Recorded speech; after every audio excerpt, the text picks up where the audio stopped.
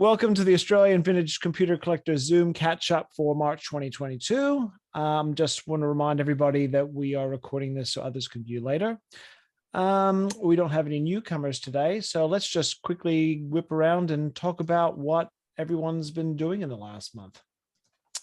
I'll start us off. Since I spoke to you last, I talked about ordering some things, so I got this. This is a Atari Jaguar multi-cart, which game drive.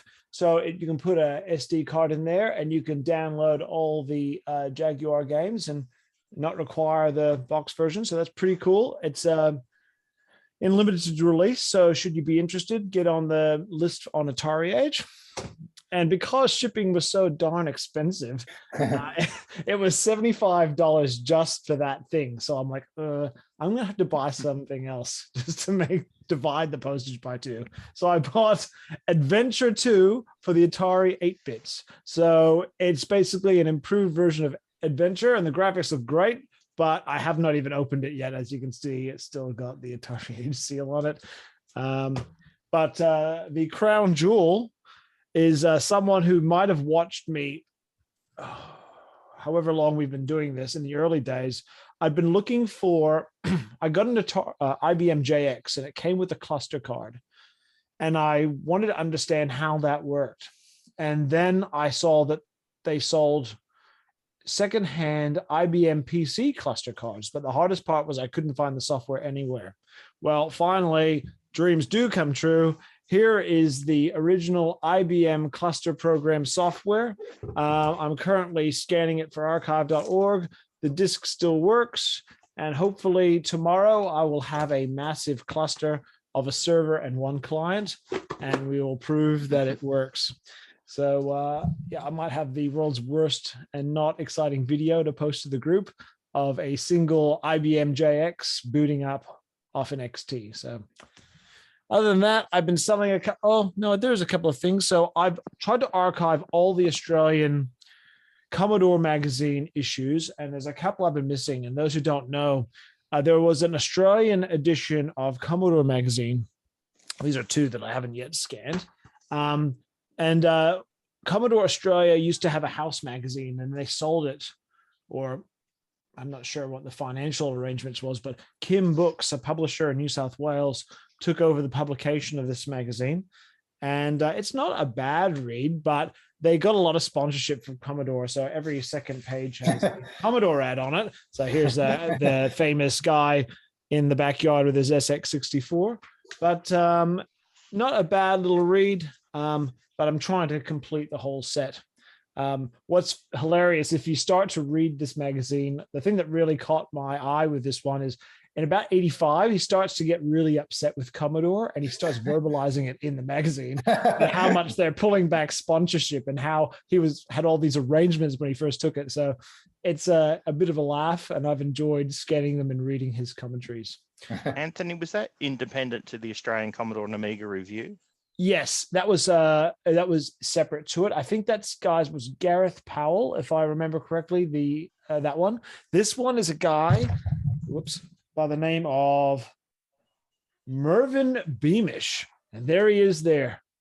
But he's certainly a character and expresses himself very vocally. Other than that, I've been sort of getting rid of some duplicates on eBay. So I sold a couple of things, but other than that, I've been fairly passive in the last month. Okay. Anyone else would like to share? Yeah, I'll jump in. Cool. Finally got the next stage in my little collection of computers as a childhood. Managed to secure a VIC-20. I don't know if anyone saw. The bundle was on Facebook Marketplace in Launceston. Originally had it for 500, then dropped it to 300. Had the VIC-20, the data set, about a dozen cartridge games, joystick, the original power supply, the modulator, manuals, everything. Which I was very pleasantly surprised at. So the only hassle came when it came to actually getting it from Tasmania over to here. Trying to use Sendle to get it, and first day didn't pick it up. Second day didn't pick it up. They escalated, didn't pick it up. Eventually, we cancelled it and did it at one of their drop-off places. The drop-off place goes, "Oh, we don't do them that big. They'll knock it back." And then eventually they picked it up. Then for a week, as good old Sendle tracking just says it's been picked up and it's in transit, I contacted them and where exactly is the parcel? Oh, it was picked up in Launceston. And well, that was 6 days ago. Eventually it showed up, but then I hit them up because of the poor customer service. Actually managed to get the freight fees back, so that was something at least. That's good. So yeah, well, it was $32 in freight, which because it was a box weighed 10 kilos. So, but everything in there is beautiful. The only thing was the one or two of the covers of the games. It looks like down in good old Tasmania, they must have had a video store where they rented out VIC-20 games because they had all these VHS plastic cases and the cartridges were in those, and they'd trim the cardboard to go into those. But still, the cartridges themselves and everything, it's immaculate. The power supply does emit a bit. I think I spoke to Dave, a bit of a warm sort of plastic burning smell, a little bit. So we've already got a new one on the way from Retro Kit, and Jason Macari's fixing me up with one of his. He's got a VIC-20 specific SD to IEC with you can change the dip switches for all the different memory expansion. Yep, and they're great. So yeah, so I've taken the plunge, ordered one of those. The power supply, that's all on its way, and RCA lead as well, just to hook it up to the screen so the picture looks a little bit better. But yeah, no, look, I was pretty chuffed when I saw it. And when I started having the hassles with Sendle, I thought, oh, this is going to fall through. It's going to, but yeah, no, she's all, nice original colors, no yellowing. And if it was part of the video store, it's been well looked after. I'm sure it was a popular hire. Yeah. But yeah, now if I could just track down that game, I'd be laughing. So, it came with plenty of others. There's Donkey Kong and Frogger, and as I said, the chess and everything else. But yeah, that's the next step once I get the bits and pieces there, and then we'll start to look, Anthony, at the Intellivision. That's one step at a time. Yeah, but other than that, the second Amiga we had, the repairs we did to the keyboard started to play up, and you'd press one key on the keyboard, and according to diagnostic software, you're holding down 10 keys at once. But combination of Nigel and somebody else managed to get the chips for it, replace the chips, and we've saved the keyboard. So that's all up and going as good as gold. So basically now I've got two full, Amiga 500s, a revision 5 and a revision 6, all set up with Pi Storms and original monitors and everything else. Got the Commodore 64 with the drive from David, plus an SD2 IEC as well, and now the VIC-20. Awesome. So it's coming together nicely. Yep, this is where it starts. slippery slope. Yeah, that's me. That's me, guys. Cool. You just need an Amiga 1000 to go with it now, then, don't you? Oh yeah, absolutely, Nigel. Yeah. And you just happen to have one for sale, yeah? No, there's some. Oh, it's all right. Oh, yeah. If you stick to one brand, at least there wasn't that many models made. Well, you can't go. You can at least limit your craziness.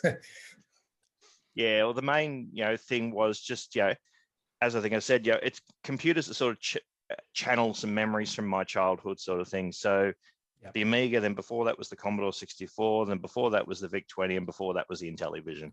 Yeah. And it channels, you sit there and start playing some of the games, and some brilliant, nice memories, and playing on that original hardware and all the wait times, and it's good fun. Yeah, I think that's basically why most of us actually do it, and then we become a bit obsessive. Oh yeah, I think so. They're like, you know what? I'm gonna get every single thing that they ever made. Or in your case, 12 of everything made. You didn't pick up that screen for the 2C, did you? That was on eBay. Who are you talking to? The little LCD one. Yeah, I saw it. Anthony, or I saw it, and I thought, you know what? Nah. Yeah, I didn't either. Look, I'm not old. I'm not old by any sense of the imagination, but I am very much coming to the realization that I do not have enough years to use the stuff I have. So as much as I think that's a neat thing to have, I'm not going to use it. So there's no Fair point enough. buying it. No. Cool. You must be getting better. Oh yeah, I'm getting much better. just saying that, I know you're getting better. Yeah. The illness is starting to disappear. We all got to head that way. Now, Danny, you're talking, so you might as well keep going. Okay. Well, unfortunately, I don't have a lot to report. Not a lot of. Well, I haven't bought anything, that's for sure, because I've got enough to deal with. But I've just been mainly fixing monitors. So a few Apple screens that are squealing and making all sort of crazy noises. I'm building a blue ring tester to test the flybacks. Oh, wow. So that should be okay. I've ordered the PCBs. I don't know if people are familiar with the tester. Does it work on any flyback, or is it it's just Apple specific stuff? Australian guy designed it. Used to, if you look up Bob and Blue Ring Tester, he had the original design, but he's made a more modern version. And he's supplied the Gerbers, and you can make your own one essentially. Oh, nice. You can buy them already made, but unfortunately, I think they come out of Portugal now, and the freight is just ridiculous. So, and so what you can do, and it's not just for flybacks, but anything with windings. Oh. So it sends down pulses and then counts how much comes back. So it can tell if there's any windings that are shorted. That's a good idea, because I got a job lot of stuff a few years ago, and there was a box full of little boxes which happened to hold flyback transformers for Commodore monitors. So it's like, but you don't know if they're actually good or not. No, and That's so the this will give you an indication if they're like his original one had like even like a display and went from good to bad and in the middle and would tell you sort of what state it's in. But the new one's a bit more precise, so it'll give you a value as to how many come back. So anyway, so I want to build that because I've got a few screens I want to fix, and they're pretty hard. Flyback's pretty hard to fix.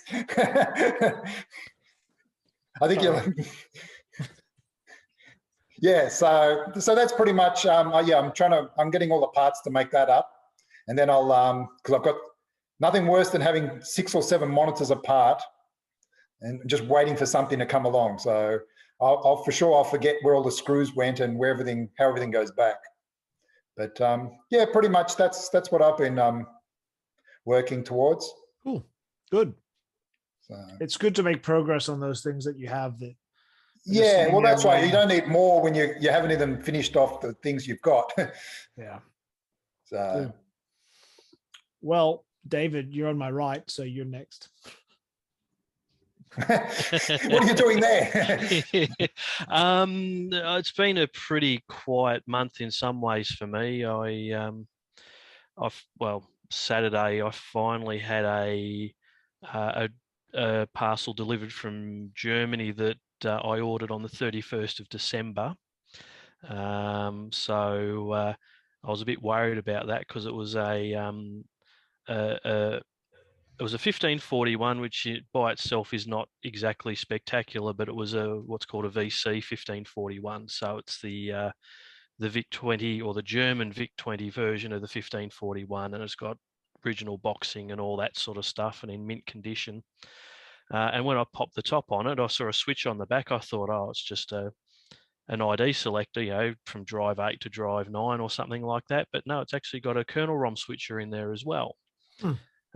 But there's no markings on it, so I've got to try and work out which one it is, whether it's like a Jiffy DOS or some other version of it. And a friend came down today actually, and wanted me to repair a few things. He said, "Well, here's your payment up front," and it was a speaking of Amiga 1000s beforehand, it was an MFM controller, hard drive controller, with a mini scribe 40 meg hard drive for an Amiga 1000, which I'd never seen before. And it's quite unusual. plugs in, and literally it's just the Amiga 1000 bus connector to an 8-bit ISA connector, and then you just use it's a DTC 5150 8-bit MFM controller straight off to your MFM hard drive. So it's a really weird, almost like a kludge together type of thing. But that's given me something to play with. And was it a black 12? I think it's a 1201 Commodore monitor. So it's actually a monochrome. Yeah, I know the one. Yeah. Hideous thing. Hideous, but I don't have. The amber, is it? Or That's the, an amber, yeah. Yeah, it's like a amber. micro beat right. monitor. I actually don't mind them. Well, I was They're thinking. useless for a Commodore 64, but they're a great monitor. I don't know what Yeah. they were thinking. It's just like, these are cheap garbage. Let's sell them. Yeah, well, I thought it'd be good. Actually, I was just thinking micro B because I've got a micro B. I think it would look really nice with that. But I thought, Commodore screen. No, that's and the the fixes that I needed to do were pretty straightforward. So hey, I'm happy with that. So, but yeah, apart from that, nothing much done. So, actually, no, I lie. I was in Sydney on Friday and doing a course for work, and two of us were flying back to Melbourne sort of later in the day. So we sort of shared an Uber on the way to the airport, and we're just talking away, and it's amazing who you run into. It was he says he's talking to me. He goes, you sound familiar. Are you talking about stuff? Are you a part of this vintage computer collectors Facebook group? Yeah. What? So now this guy hasn't posted much. I think he's more of a lurker than anything else. But yeah, two people in the same industry. We were talking about valve-powered hearing aids of all things, and it got onto vintage computers. And remember the same group. So who would have thought? Wow, there you go. So yeah, That's pretty neat. Yeah. So he's got a 2E Platinum and a Euro Plus. So and he's sort of been in contact with David up in Horsham as well to cool. get the booty sorted out. So you were talking about delayed mail. I ordered some boxed cartridges from Intellivision Collector in Canada. Yep. In August last year. Oh no. And I made the choice because everything's going to be fine. And because I didn't know about USPS canceling postage and all the disaster, I said, I got to save a couple of bucks. I'll go non-tracking. Oh no. It turned up a week and a half ago. Oh, well, there's some delayed mail for you. There's a fellow. I've ordered some stuff from a VIC-20 and some pet stuff as well over in Germany, and that's the same. He said, "Yeah, I'll send it off. Do you want tracked or non-tracked?" I'm not in a rush. Non-tracked. It's still on the way, but he's actually developing or reverse engineering the diagnostic harness for the Commodore PETs, and I'm trying to get him to let me help him test them out because he's got an 8032, but I've got 4016s and a lot of 2000, and not as many as you've got, Anthony, but I've got most of the board revisions now, and it's like, oh yeah, actually that might come in handy. So I'm hoping. Harness tester would be interesting. I'd love to hear your feedback on it. Yeah. So and this is the thing he loves doing. He just loves. I bought a multi-cart from him that also has the VIC-20 test diagnostic program in there and the harness and all that sort of stuff. And so he's working on one. He's trying to get. There were two different ones. One for the universal board PETs, which are the 40 and the 80 column ones, and then a separate one for the 2001 series. He's trying to integrate it all together and have it all work. So that'll be interesting. If I can get my hands on that, that will be really interesting because it's one thing to actually have them, let's just say post, if I can use that term. It's another thing to actually make them work properly. Yep. So cool. So I'll be very interested to see how that goes. Awesome.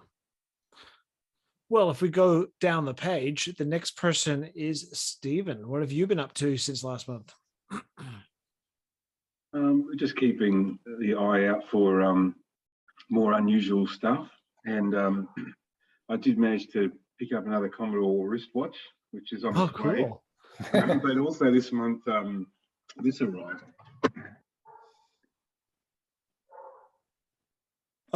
Oh, you Commodore, didn't, did you? Oh, no. You didn't get it from Melbourne, did you? You didn't get it from an inner suburb of Melbourne, did you?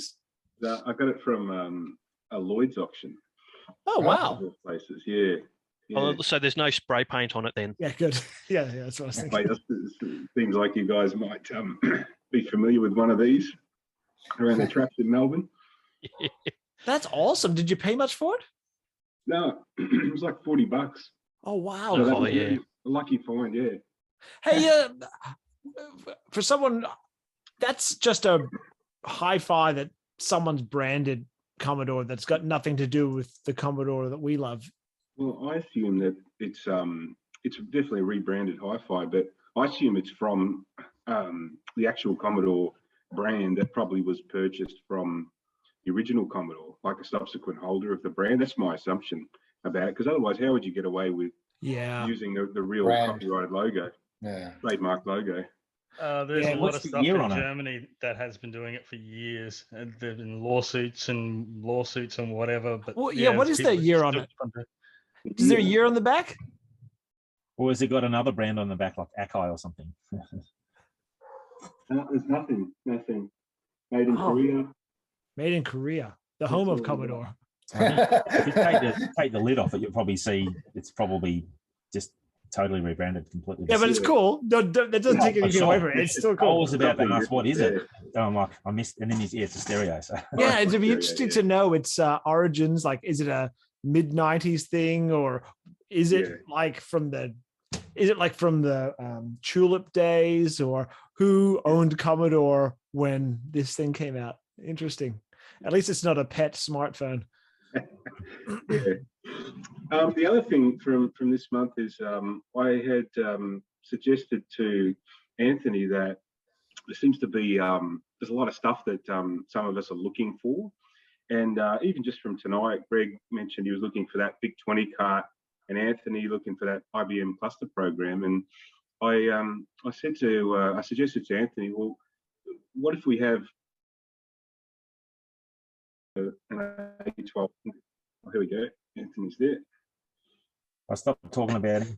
Okay. All right. So I didn't mean to say that about Anthony. It So was a a cat, stepped on the wasn't it? keyboard. my internet has gone down. You are now on my I was just- mobile phone. Have you got a thunderstorm out there? Have you? There is some rumbling out there. Yeah, I've just got hail coming down right now. So my internet went down, but we are now at the mercy of Optus's network. So now, when I went out, I was listening to Steve talk about his idea of listing things, and you said the cluster program and the cartridge, and then I didn't hear anything. So would you mind continuing from there? Yeah, I just finished by explaining that I mocked up that page as an idea of a way to track these items, and I asked whether you wanted me to show it. Yes. So I'm going to turn on screen sharing. Yeah. Bang. It's now on. So it's basically just you get a page with a click to log in Facebook. You do the Facebook login, and then it will say that. Or it will take you to this list. So this is the list here. These are my items that I've put in the list. So it's got a make and a model and who it's wanted by, and you can sort it and you can search it. And this is the part where you administer your list. You just put your 3 items in here, and they just add to the central list. Oh, cool. And that's it. A really simple Facebook authenticated wanted list, and puts everyone's top 3 in there. Great. So we could add that straight away to the Facebook pinned post as a place where you can go. Steve, can you clean up your own list if you manage to get some of that stuff so people know you've got it? Like remove your top 3 or 1 or 2 or Yeah, you can always administer the list via this page. You just Right. change it here, whatever you like. You just cool. delete. Yeah, but that's basically it.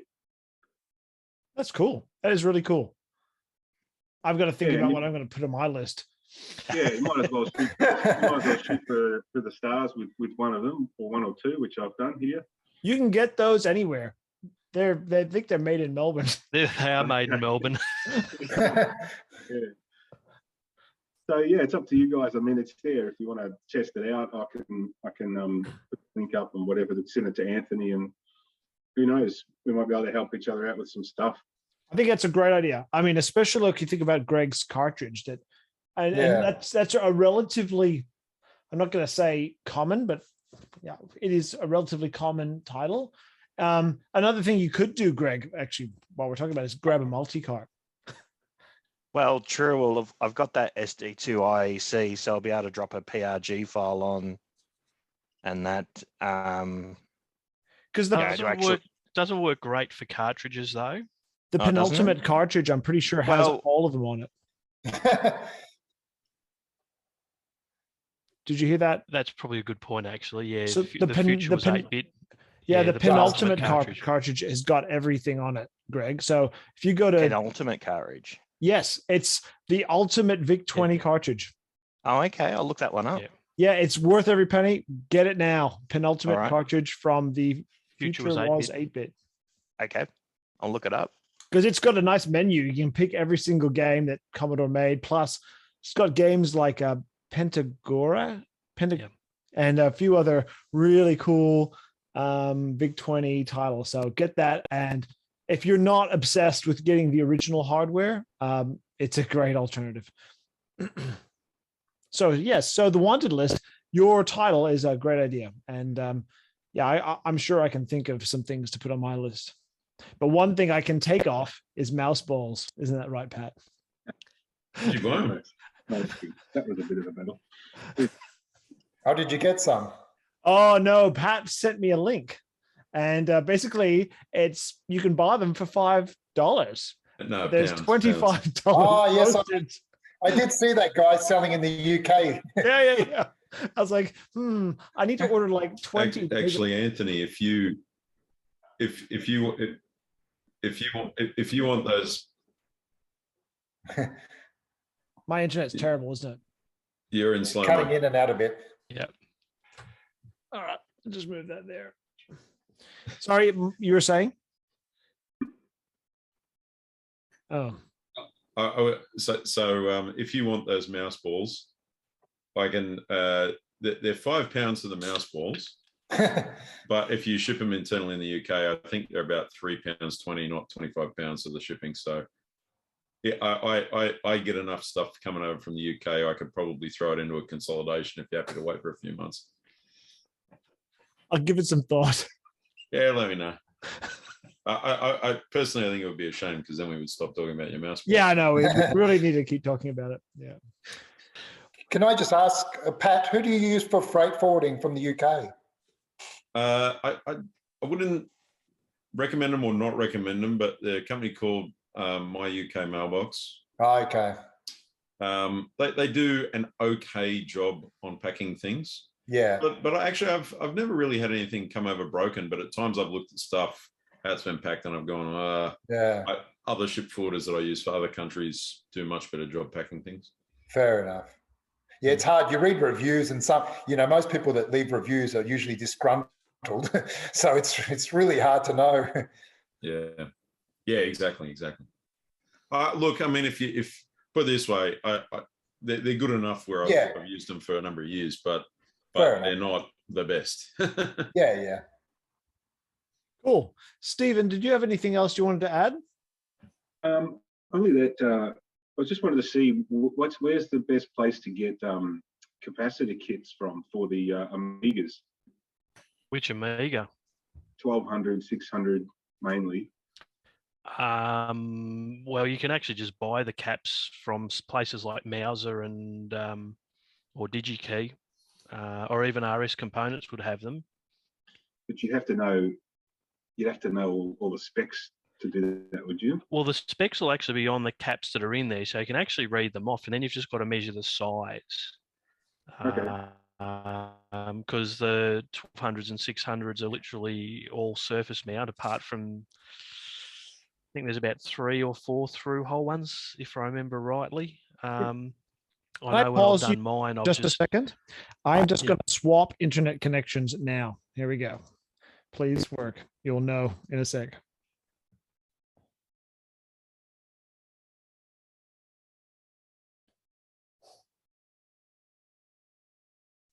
This isn't good.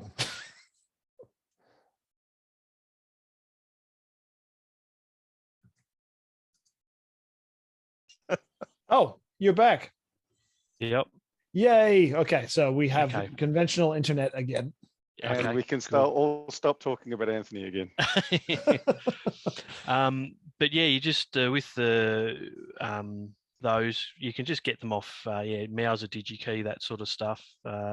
Maybe even RS. The voltages are not that critical for your surface mount stuff, because everything's going to be under 16 volts going through it anyway. So, but that's what I did with all my stuff, and it just works. If you're trying to buy a kit from, I don't know, was it Console 5 or places Console like that? 5 is another great place too. Yeah. They're good for some stuff, but you know, they whack you up about sort of 200% compared to actually buying them. Yeah. Yeah. It's probably okay if you're just doing the one-off computer where you don't want to be stuffing around That's it. parts. Yeah. I can't say for Amiga, but I know with Apple, there are lists out there that specify all the sizes and what you need anyway. So I'm sure it'll be the same. Yep. If you Google online. Cool. Yep. Thanks, guys. So Cool. that's it. Thanks. All right. I've heard of people putting lists together on some of those sites. So I don't know if there's, like a list you can get. Yeah, there are. And then and just upload it straight to the shopping cart or something like that. Even if you go to Console 7's Wikipedia page, you can actually get all the data straight from them. Yep. Yeah. I think the only thing they don't tell you is the pitch. Yeah. And maybe the size if you're, doing through hole. Yeah, that's right. There's nothing special in them either. There's no bipolar or low ESR or anything on the boards either. They're all just standard caps. Yep. And for the Macs I use, was it Bruce's website? Because that's just brilliant. Recap a Mac. Recap a Mac. Yep. Yep, there's thunder. Okay. All right, so great. Looking at the top row, let's hear from you, Nigel, if we can, because that way I can figure out who next to do.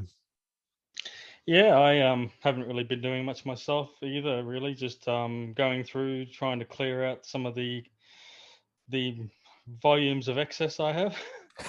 I've started on the Amiga stuff mostly and working my way through that. There's still a ton of that to go through. I started on a bit of the PC gear as well. I recapped a 486 board the other week that had real bad jailbarring, and I'd recapped it before, and then it had the jailbarring issue. I couldn't work it out, so I had did a bit of research, and apparently leakage voltage, leakage voltage. So changed them to low leakage caps and cleared up the jailbarring on that board, and rock solid now. What do you mean by jailbarring? You'll end up with like vertical bars in the display. Yeah. Oh, righto. Okay, there you go. Yeah, I was reading it. I was looking into it, and it wasn't like that before I recapped it. And then I sort of looked through it, and I went, "Oh, okay." Did a bit of research and said, "Oh, that could be a problem with leakage current through it." So I changed the 10 UF caps on it, so to low leakage, and got rid of it. There you go. No issues at all. Yeah, learned something new. Yeah, I can't say I've recapped any PCs other than XTs or original PCs, but not later stuff. Cool. Yeah. So nothing too exciting. Cool. No worries. Jay, what have you been doing? It's been a long time since we've seen you here. Yeah, been pretty busy. I've I'll just show you. I've actually put up a bit of a man cave out the back. So, hang on, how do I flip the camera on this? Stand by one sec. There we go. Little hut that I've put up out the back. Oh, So, wow, you know, cool. just a little 10-meter square room. So I've got the old, just a bit of the old VHS tape collection going on. Some few old phones, a bit of a phone collector as well. Is that And, Nightmare, the VHS game? Yeah. The old Roger Rabbit, a couple of other things. And yeah, just got a bit of room. I needed more space for the PCs, but unfortunately I just got the big box collection and my 486 modern computer to actually do some real work on, and my Atari. So it's a bit of a toss up about what I'm going to put in here, and I've got heaps more in the garage. I would have loved double the size, but yeah, a couch and TV, really and just cool. all my consoles. The Atari XE is probably my favorite, and then the 2600 down the bottom that I play a fair bit of. But yeah, so that's about it, really. Just a little little room. So I like the computer. That's an awesome space. Yeah. Yeah, it's pretty good. I escape out here a fair bit, and don't go back inside. But yeah, so I've got projects I'm working on at the moment. I found a Apple IIe at the local vintage shop, trash and treasure shop, for $80. It blew up and did the old reefer explosion when I turned it on. So I've just recapped all that, and it's working a treat now. So I've just got to get a what do you call it? Like a SD card adapter or something for it, so I can load some software on it. Get a booty. Not really. What is it? A booty. A booty. Okay. Yeah, cool. booty I'll look card at it. from David in Horsham. Okay, awesome. I'll look at that now. But yeah, I haven't really done much with the 2E apart from using them in school 25 years ago or more. So it'll be good to sort of have a bit of a play with that again. That's about it. So that's sort of been taking up my time, I think, at the moment. Just waiting on my addition for here that I'm waiting on is the A500 Mini from Retro Games. Got one of them on pre-order. And yeah, I got one of those pre-order from someone. I can't remember. Yeah. I haven't heard a whisper since I pre-ordered it. Have you watched the video from Retro Recipes today? Yeah. I switched off about 5 minutes in. Why? What's He's the losing story? my interest. Yeah. Yeah. He was getting rather passionate and reflective, and it was, wasn't it? I can't watch his videos anymore. I don't know what it is. It's they've lost something. Do you think? Mm-hmm. Oh, I don't know. I just don't. I'm not a fan of his presentation style. I think it's just a lot of the younger audience like him for some, for some reason. But yeah, I think it's just I don't know. Who are we talking about? Sorry, Harry Fracture. What's his channel called? Retro Recipes. Yeah, I think I don't watch it. Yeah, it's not as good as it was, I don't reckon. Look at the earlier ones. Spend so much time on, I suppose, talking, really. Just the retro show and the dogs and the this and the that. And I haven't minded, though, he's been doing mods to a Tesla to make it like Kit from Knight Rider. Some of that hasn't been too bad. Anyway, so what's the story with A500 Mini? Yeah, waiting. We're all waiting. I think it got pushed out. It was supposed There's to be. no like bad news or anything like the Intellivision Amico, which I think I threw my money in the bin with. Yeah. And I went, for those in Melbourne, there's the old Caribbean Gardens is now a vintage market called 2.0. I was up there yesterday. They had a heap of Atari 2600 stuff, heap of random consoles and stuff. So I got about 3 or 4. I got 4 Atari 2600 titles. So yeah, it's worth a look. There's a little bit there. Okay. And so is it still like entry from, say, Stud Road or? Yeah. Yep. I think there was like even a television console there and a bit of other stuff. So for those that might be interested, it's worth a look. It's a pretty big place. There's heaps of random stuff in there. Well, I'm not doing anything tomorrow, so there you go. I think they're open too, so worth the drive. Can we afford the petrol to get there, though? That's the problem. Very good. Anything else, Jay? No, that's it from me. I love the computer store style shelving above the desk. It looks like when you used to go to the computer store and you see all the games that That's you it. buy. Yeah, that's a neat. I haven't seen too many people display stuff like that. Well done. It's cool. That was the idea. Cool. Thanks. No worries. Rob, what have you been doing? Okay, so few things. Something I got a few weeks ago, which I ordered at the end of the last year, is Rogue 64, which is a great little miniature roguelike game for the 64 on cart. I just had a video of that go out yesterday morning. Great little game that is nice and brief. It, good run is like 20 minutes and it doesn't, steal your time, and it's kind of fair. Really good game. You can get the download that'll work on an Ultimate. So I'm ordering the physical, got the ROM, and I sat down and had to play while I was waiting for the physical to arrive on my U64, but wanted the cart for the real machine. So it is cart only. Pretty nice box. It's got a lot of feelies and stuff. Other than that, I've started planning a video to do because it's the Spectrum's 40th birthday next month. So I want to just do a little thing for that to mark the occasion. And something cool. Earlier, well, I guess late Feb, I went down to Acme because they were running a thing called the Play It Again project, which deals with preservation of Australian games. As part of they ran a conference last month, and they had some stuff on at Acme. So I could share screen for a moment. I'll bring up the. Let's see if that's still on. Yes. Yeah. I've got the prompt. Cool. So I've just got a few photos that I'm going to flick through quickly. So I took a chance to actually check out the main Acme museum space because I hadn't been since they reopened after their massive renovation. So it's actually a cool little space. So this is a wall of just controllers, which I really love. It's just like everything from you can see the Atari 2600 stick to various console controllers. Went down, there was this big wall of a timeline. I sort of isolated on this bit in particular because it's like the Usborne programming books. I'm sure we all borrowed those from a library or whatever as a kid, and I've picked up a few in recent years. I thought it was cool to see those. Sort of going on with celebrating video games in movies. So, the posters of The Wizard and The Last Starfighter, which are all pretty cool and important. They've got a few actual arcade cabinets in there. Oh, wow. So there's the Atari Basketball, which is like one of the first games to use trackball controllers. You can see Dragon's Lair off to the side.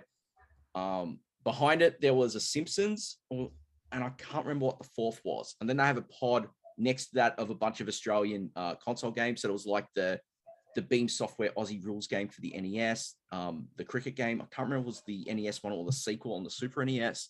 It's like Shadowrun. So a bunch of stuff developed by Australian devs. I didn't get any shots of that. And this is the thing they did, this thing called Side by Side. So in this room, they had 4 systems set up. There was a Game Boy playing Choplifter 2. There was a PC running the Ashes cricket game, which Beam developed. There was this setup, which was Crush, Kill, and Destroy, and then a PC setup running Quake with Team Fortress. And so the idea was to show the original hardware versus a side-by-side emulation. The people behind that are working with a bunch of archivists and preservationists to have a project that's a cloud-based emulation solution so that all these researchers can share stuff in the cloud through collections and run it out of a browser. And it was like, the idea was like, side-by-side, can you really feel a difference? And obviously, as someone who does a bunch of real hardware stuff, I was able to, playing Crush, Kill, and Destroy, I really noticed the emulation, the mouse was just really laggy compared to playing it on an original machine. That was a cool little thing. I think that's the last one of my photos there. So that was a pretty cool thing to experience because we don't really get a lot of that in Australia.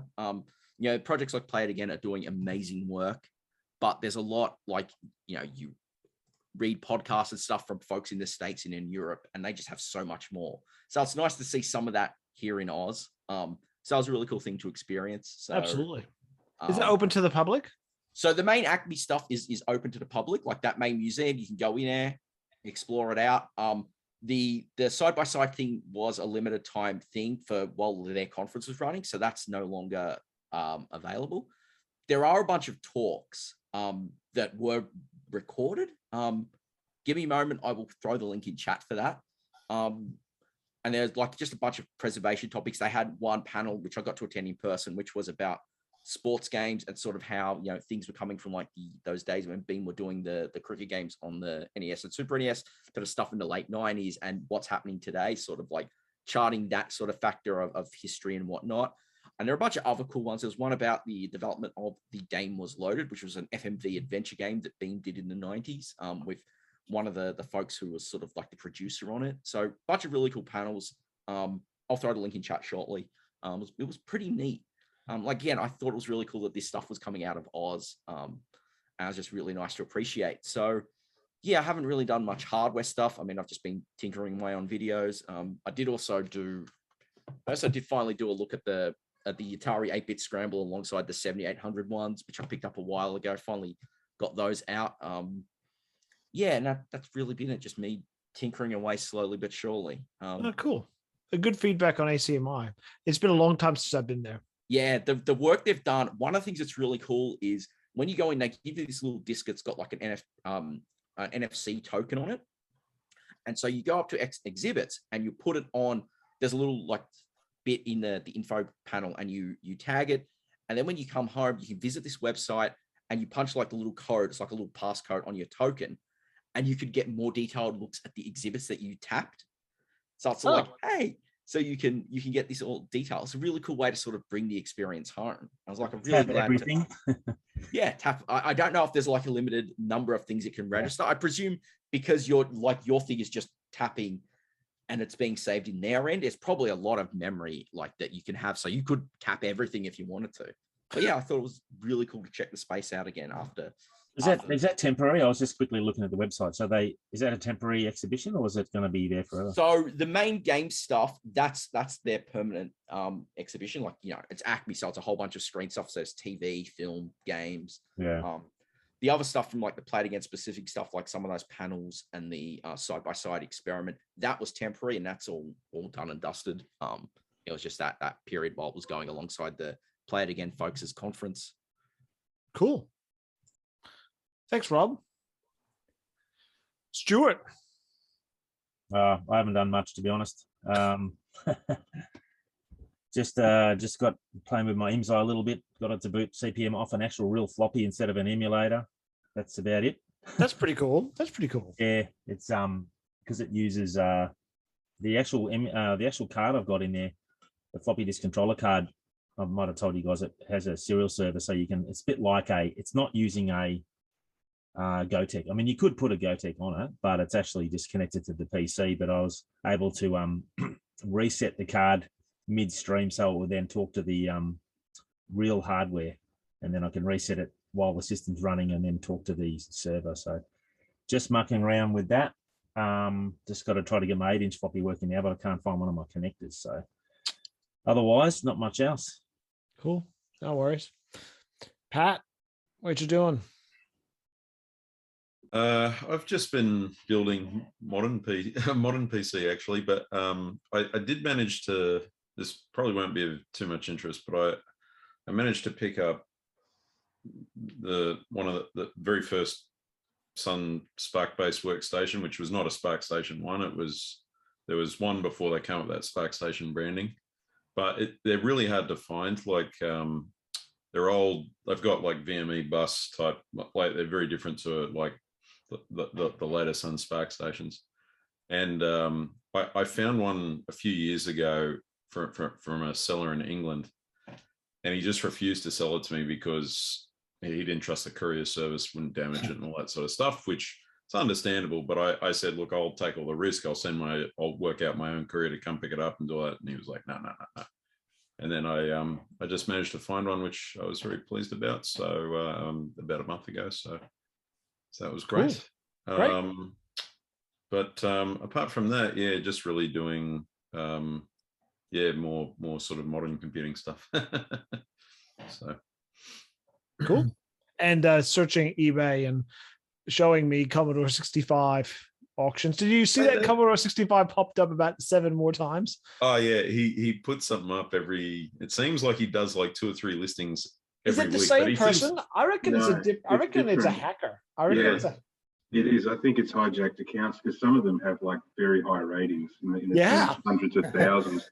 I think they got their accounts hacked. Yeah, I agree, because it's like an auction, 99 cents. Do not bid on this auction. I will take $10,050. Yeah. Please contact me directly. It's like, to eBay's credit though, they only last about a day or two and then they're gone. yeah, well, I've been reporting them every time I Yeah, find I have them. too. Me too. So me and you are probably saving the day. Yeah, because someone's gonna get scammed. Someone's gonna get scammed.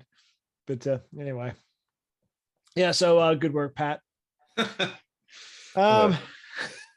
Anthony, what you been doing?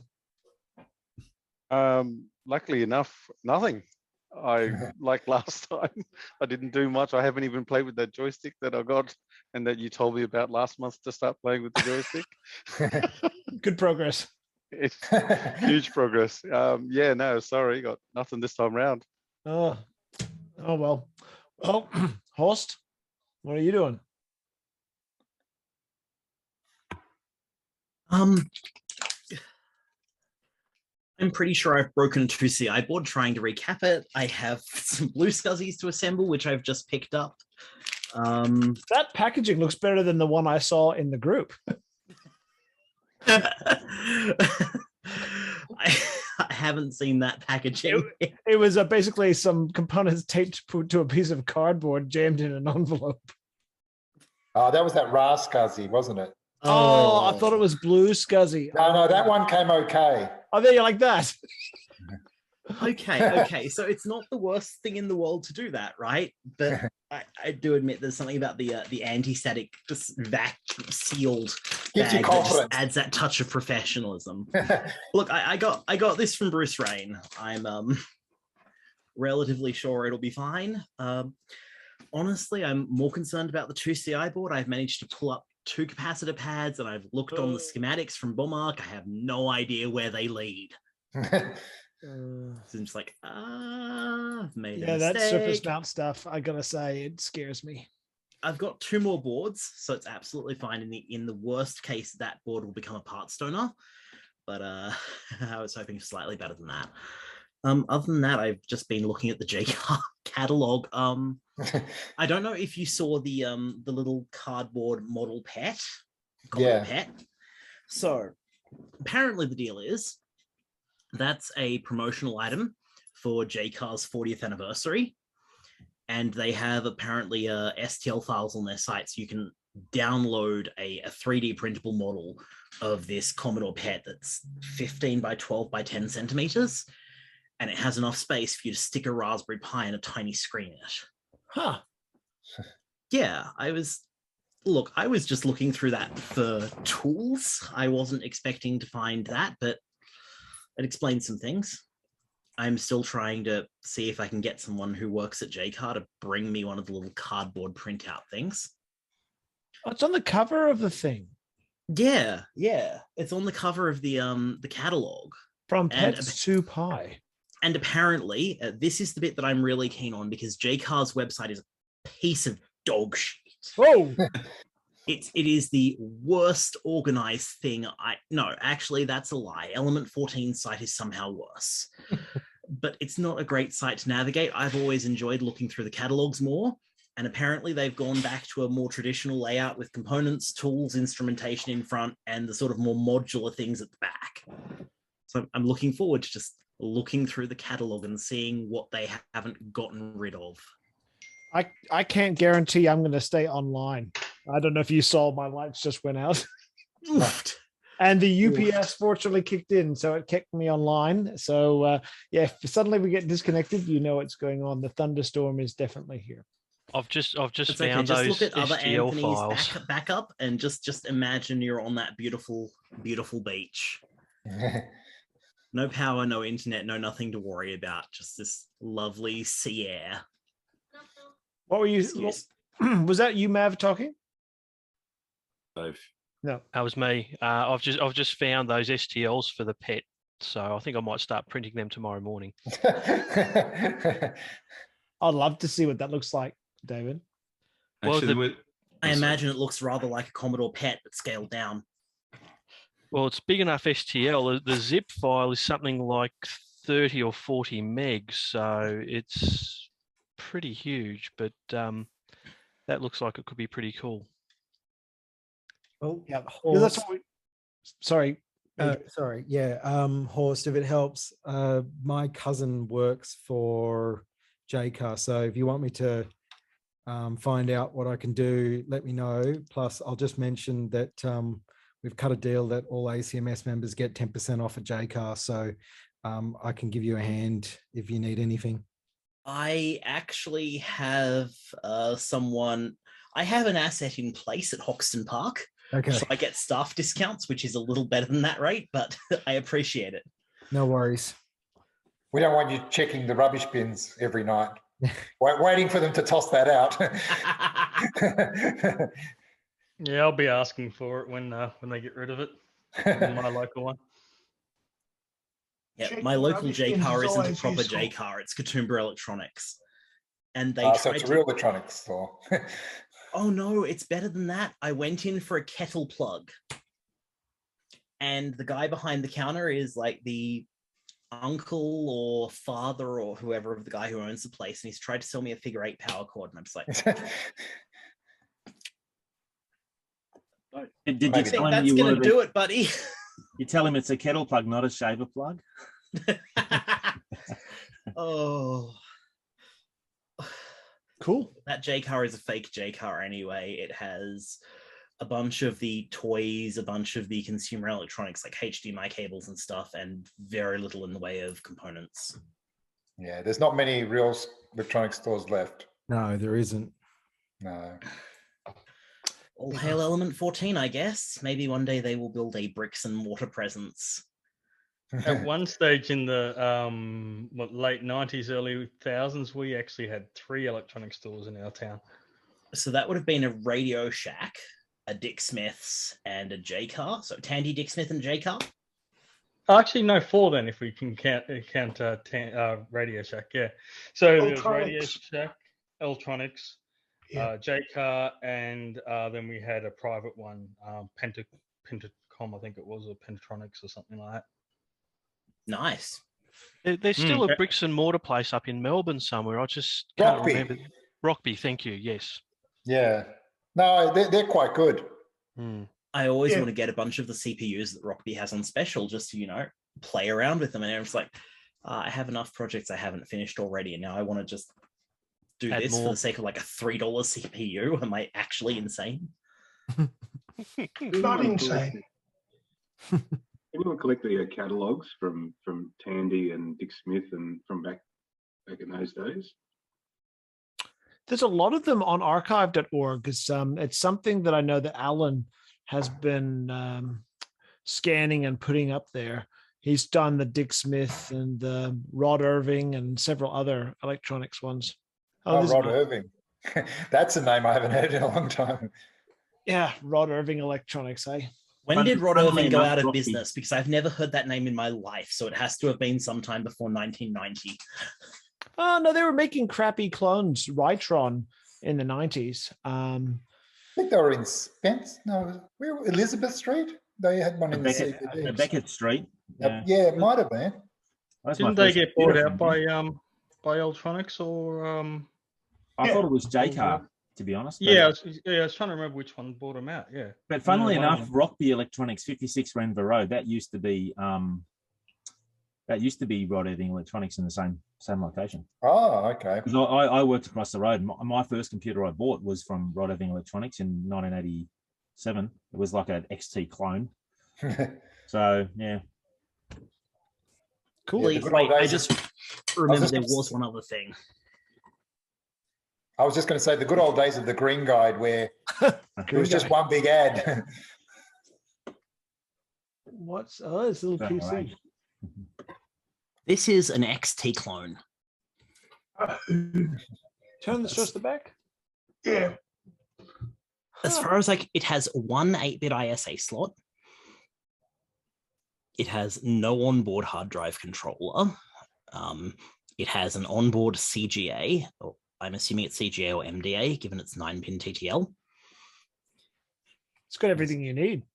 Yeah, accepted BIOS because the sticker has come off the EPROM. And what does it not boot up? I haven't been able to Well, try it yet. I mean, I don't these have stickers any way to get come off, useful it'll output be of it because fine. it takes an XT keyboard. Ah, yeah. Well, look, I don't have one of those. I don't have a CGA or MDA monitor. XT keyboards are fairly cheap on eBay. Getting a monitor working is going to be an effort. Yeah. I was looking at the Eternal $50 CRT thing. adapters. Years ago, before I went insane, I dragged an NEC multi-sync monitor around through house move versus house move versus house move, just knowing it was going to be pivotal to my life. And then one house move, I looked at it and I went, this is junk. And now I'm going, you dickhead. Isn't that always the way, though? Yep. Yeah, that's the problem because all of the really early VGAs would, EGA, CGA compatible. You didn't have to worry about it, and they had the right connector. But yeah, I'm guessing all of those scan converters and stuff. I mean, there's probably some that support CGA, I guess. Yeah, I'm pretty sure that the microB one that the microB converter does it. Yeah. CGA. That's just a GBS board, though, isn't it? And, and there's one of these too, actually. It's just a Raspberry Pi Zero based one. You see Adrian Black using it all the time. I'm getting real sick of everyone using Raspberry Pis for everything. Yeah, but they just frigging work, man. You can have an Amiga which has 4 Raspberry Pis in it, each dedicated to emulating one subsystem. And I put one together yesterday. By that point, why don't you just run a Beowulf cluster inside the Amiga? You're only running 4. And it all works well until an SD card drops its guts. Yeah. It would time the party's over. Yeah, that's it. Oh, that's just for the Pi, isn't it? That's the major issue with them, isn't it? Or have they fixed that now with the Pi Storm? There's a couple of different streams with that now. So there's the original stream which is running inside the Raspberry Pi OS, and then there's a bare bones one, was it EMU68K, which I haven't played with yet, and that's a hell of a lot faster apparently. Yeah, I think both versions had an issue where the SD drive would become corrupt, though. I haven't come across that. I haven't hit any issues so far. Oh, Mine's I don't know. ticked along really well. Yeah. I haven't been able to get a Raspberry Pi to stick on my Pi Storm because every time I go to get one, they're out of stock. So I stole mine and put it in my Vectrex because I've got the Pi-Trex. But yeah, You couldn't get a 3A. You couldn't get a 3A. I know the zeros are as rare as hen's teeth. it's the zero. Is it zero on a Storm? No, it's No, 3A. 3A. Oh, okay. But They're pretty commonplace. I I've could been able probably to go get one secure of them easily. I've got this thing called the Turing Pi cluster. Oh, I've seen that. Which the day I can actually buy a bloody Pi to plug into it is just going to be as sexy as.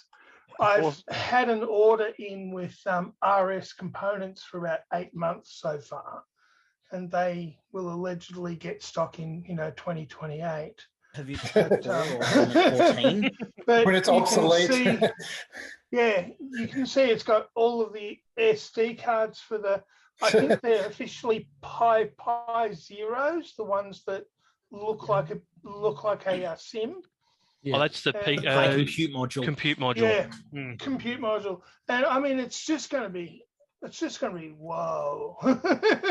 But Does I that just take need CM3 silicon or for it. CM4? Or Yeah. that'll fit in the A500, wouldn't it? I mean, it would. Will that convert CGA to HDMI? Yeah, very well. Okay, you know what? At that one, point, yeah. why don't we just use a BeagleBones PRUs? Like, if we're going to be going overkill, why don't we at least pretend that we're not shoving a full computer in to make the computer compute? Yeah. But what I want at this point is a 8-bit ISA combo card that is a VGA, XTID or XTCF, and Ethernet card. That you would be I don't think you can get that all in one, can you? Yeah, I you was gonna can. say, I don't think- honestly bet. I'm pretty sure I could do it. The Talk- issue would be Oh, having enough okay, yeah. bus transceivers to make everything talk to each other correctly. Oh, I thought you meant you could buy one. I reckon you could Oh, no. stick a pie in that. Yeah, Talk- Raspberry Pi do that. Yeah. talk to what's his name at Monotech in New Zealand, Jacob. Jacob Dawn. Yeah, because he's made some custom ISA combo cards. I've got one for my Amiga sidecar, which is it's a RAM expansion, CF to IDE, and there's something else, maybe a serial on there as well. Okay, well, we have an open source VGA project from Kiselev. That's the TVGA 9000, which is in the Nuxt as well. We have an open source 8-bit NE2000 clone based around the Realtek 8019 chip. Yep. Which is again one of the Kiselev designs. The XTCF has been open source forever. So yep.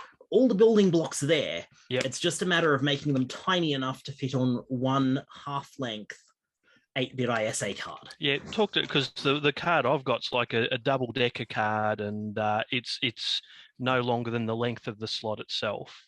Nice. And it was really reasonably priced as well. The memory expansion part of it is brilliant because it's got a full 1 meg on there, but it's actually got enough jumpers that you can say, all right, I've got, let's use the original 512 that's on the board, but I can only, let's say, do 640. So I'll just want that 128 block here. That way you can just select everything that you want. Does this have the thing where you have to switch the RAM between being fast RAM and slow RAM as well? I don't remember if that applies to the sidecar. Not sure, to be honest. I'm not sure. I haven't had any problems with it, so it just works. So I think the site.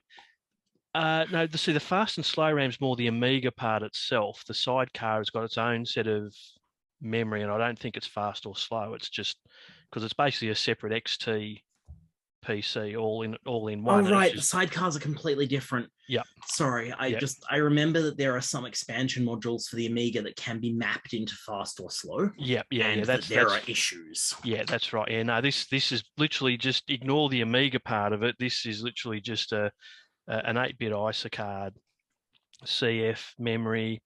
I think it was serial as well.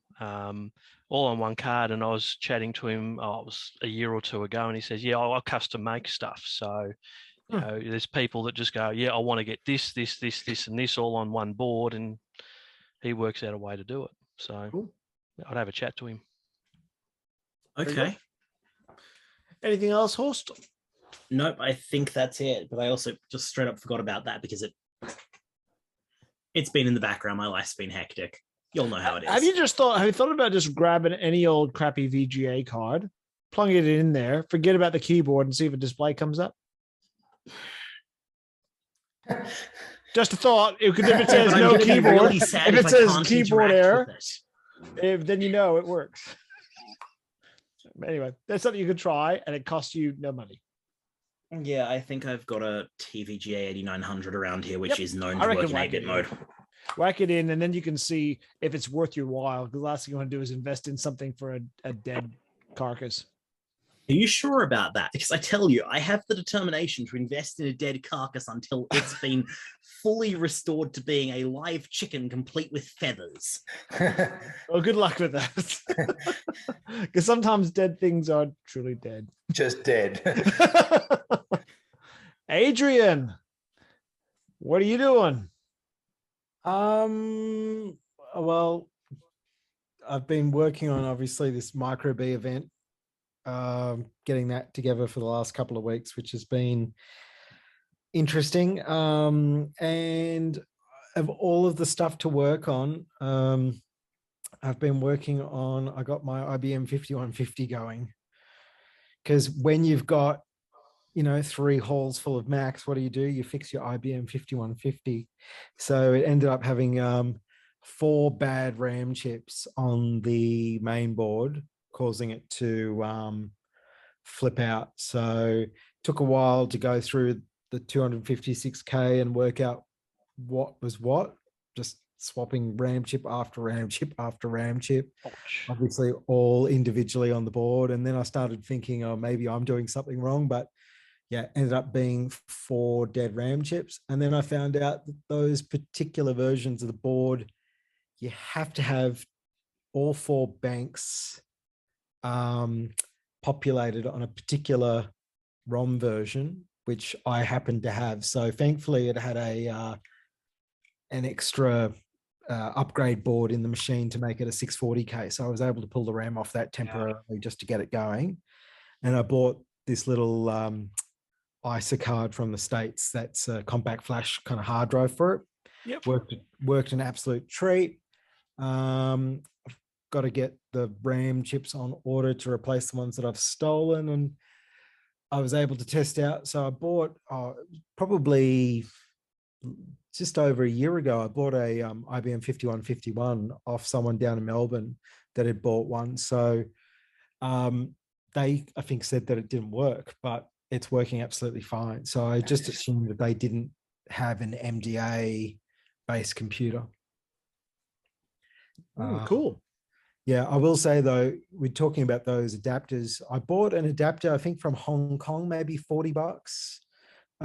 It does emulation of EGA, CGA, and MDA to VGA. What are those ones called? I know the ones you're talking about. They start with a G. Yeah. I have no idea what it is, but it did the job until I got the 5151 up here as luggage, as hand luggage from Melbourne, or not hand luggage, but luggage. Is it that one? That looks like them. No, it's much smaller. Hang on, let me just. Because this one in particular, people have been reprogramming the firmware on it to do a lot of stuff. This was one that I think they used for arcade games, so you That's could. the GBS 8200, something like that, Stuart. Yeah. This one says HD 9800, but I don't know. Yeah, there's a new version out of them as well. So that's probably when you said that, it reminded me. So the horse, okay, that's different, but. So just, you've got a cable to the 9-pin on that end, VGA on that end, and a little power connector that goes onto 5-volt USB. And let's see, it's by Louis and Mosi. It's just called an MDA, CGA, EGA to VGA converter. That's all it is. And what's great is you can plug that USB cable in the back of the 5150 and you can just power it straight off the machine. Yeah. Exactly right. It is a bit frustrating that you've got to have an extra connector, but hey, it was better than nothing. But yeah, look, it's I can kind of show it. It's there and it's all ready. I've got to find. It looks like it's had one of the floppy drives replaced in its past, because one floppy drive is the original IBM floppy and the other one isn't. It looks like the A drive was probably replaced, and I'm going to guess that because it's probably was used a lot as an A drive because no one ever used their B drives for whatever reason. But I think I've got a 10 meg ST412 IBM drive at home, so I'm going to try and pop that in it and see if I can get that going. And it's going to be the first time I've played with MFM in about 20 years, so it'll be interesting to see how it goes. Debug G equals C800:5. That's your low level formatting. Oh really? Oh good. Nice to know. What's that? PC DOS? Well, normally you got a low level format them using debug, and then once you've done that, you can do your FDisk and format. Fun. Oh look, it's been such a long time since I used an XT. So we had one when I was growing up, and it was all pre-configured when my dad got it from Singapore, and I just remember X-Tree Gold. I just want to get X-Tree Gold running on it. Norton Commander. I love that one there. Oh, X-Tree You're Gold. either X-Tree Gold or Norton Commander. X-Tree Gold. X-Tree Gold. Yeah, X-Tree Gold for me too. It was just, look, it was just such a simple thing. As a 4-year-old, I knew how to get through X-Tree Gold into DOS to play Alley Cat. So what more do you want? Right? That and Leisure Suit Larry, but that's another story. Who remembers the debug string to reformat a hard drive? Well, that's what I just said. I'm sorry, my brain just reset after Did you Leisure Suit actually Larry was say mentioned. did you actually say the string itself, Stuart? Yes, so you go to debug and you go G, which is to go, and it's usually C800:5. Yep, spot on. Sorry, Yeah. I missed you saying that. Yeah, no, I used to do that a lot at work. But, when we used to import computers from Singapore, yeah. I don't know if you guys remember when X-Tree Gold was a commercial product that cost, $150 back in the day. And then in the early 90s or mid 90s, there was that shareware freeware version, Z-Tree Bold. Z-Tree Bold is actually it's exactly the same, except that the letter is a Z and the Yeah, I think Z-Tree Bold is now selling a Commodore 65 on eBay. Don't forget, for Windows, modern Windows systems, there's Z-Tree. There is Z-Tree Win. Yeah. Oh, well, that's probably the same mob. I'd be surprised. Okay, so Z-Tree Bold, it used to tickle me. I used to love using it because as an OS2 user, they obviously had a OS2 version of Z-Tree Bold. But yeah, it goes back to that time where that was my original introduction to computers, other than a micro B in like my daycare. But it made it quite simple to use. Like if you consider how janky PC/MS-DOS was at the time, especially if you didn't know what you're doing, X-Tree was just, indispensable. Same as kind of like, like I've got an IBM PS1 here with that kind of really terrible IBM like major icon set where you boot up the machine. It's got a couple of the 4 icons on, going into various things. It just, as a Mac user later in the 80s and early 90s, it just showed how far behind everyone else was, really. Your lights come back on? Yeah, the power's back on and the UPS kept me online, so very good. You need to get a mag light, Anthony. So next time the lights go out, you can just. I've got a stormy phone. Night. Spooky computer ghost stories.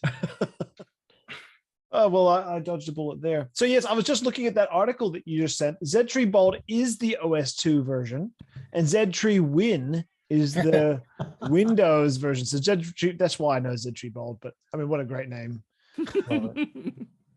Absolutely. Now that I think about it, I reckon X-Tree Gold pinched it from Copy 2 Plus because it's very similar. Copy 2 Plus? Yeah. For navigating disks, formatting, verifying. I don't know if I ever used Coffee 2 Plus as a navigator. Oh. Because remember there was X-Tree, there was X-Tree Pro, and then there was X-Tree Gold, and X-Tree was very basic. And as they went up, I think even X-Tree Gold had like, you could view inside zip files. And, okay, yeah. The later versions actually had sharing on it as well. Wow. So you could Sharing? file share. Yeah, file share. Not in 1980, 86, 87. I can tell you can send like text messages. I've got a copy upstairs. I think it's from Windows 98 that has file sharing, or 95. Yeah. Yeah, that makes, because I mean, X-Tree for Windows was a piece of garbage. That's where they lost me. I don't. It's just like, because in Windows, that is like you could use. What was that thing in Windows 3.1? Was a file manager? Yeah, file manager, and then X-Tree Gold came on out. top. It was just like file manager. It's like, yeah. Why do we want this? What's its function? But, yeah. Well, this was all the start of the bloatware, where we just had to add new features so that we could have a new version. Because everything was something for Windows. I don't know if you remember that. It was just like, and even they even had video games. It was like, oh, you can get Hoyle's Book of Card and Games, or Hoyle's Book of Card and Games for Windows, and it was like it's completely separate commercial product. But yeah, anyway, there's a reason for that. The libraries and that weren't compatible. Yeah, WordStar for Windows. WordStar for Windows. The beginning of the true end. WordStar for Windows. Yeah. Actually, what was it? WordPerfect for Windows as well. WordPerfect. That was an organization who truly lost it that day. But I mean, Word Perfect was like, I don't know, people loved it in its day, but it was like, what was it, Control KP? And it's like, that was the print function. It's like, Of course it was. It was Yeah, janky. you got quick at it. You It's could be so really terrible. fast running Control it that K. Yeah, way. but once you learned it, it's like Emacs, right? It's Ooh. completely useless, completely unintuitive, and then you learn it, and then nothing else makes sense ever again. It's this very, very special type of brain damage that you carry to your grave. Yeah, Word I Perfect. say this love as a version principal 5. contributor to an Yeah. Emacs fork in the past. Like it's from a place of love, but Emacs seriously brain damaged. But you're I was going spot to say, on. I think you can tell when a programmer develops a software package only. With no consultation with real humans. Yeah. Yeah, exactly. Yeah. So anyway, back to Adrian. Well, bloatware continues. Trust me, I've got a Tesla, and they released a couple of updates in the last few months. And when you kind of have something that works really well, you pay someone to sit there and try and make up features that no one wants or to needs. keep people subscribed. And look, the one I found out last weekend was the fact that all of the safety functions of my car have just failed under the latest firmware. Wow. So the car started going off into oncoming traffic and didn't do anything. Did they think you were in Russia or something? And maybe. But yeah, like it's a little bit weird now that we're going into a world where a firmware update can actually cost you your life if you're not paying attention. So it was a bit of a wake-up call. MCAS. And sorry? Boeing 737 MAX, MCAS. Yeah, exactly. It's the same kind of thing. You're just letting a bunch of developers make up stuff on the go, stick it out into the public without actually checking it with anyone or doing any kind of testing. Sounds like the latest iPhone update. Oh, God. Bluetooth has gone crazy on the car. Or any Microsoft operating system these days. The public is the beta tester.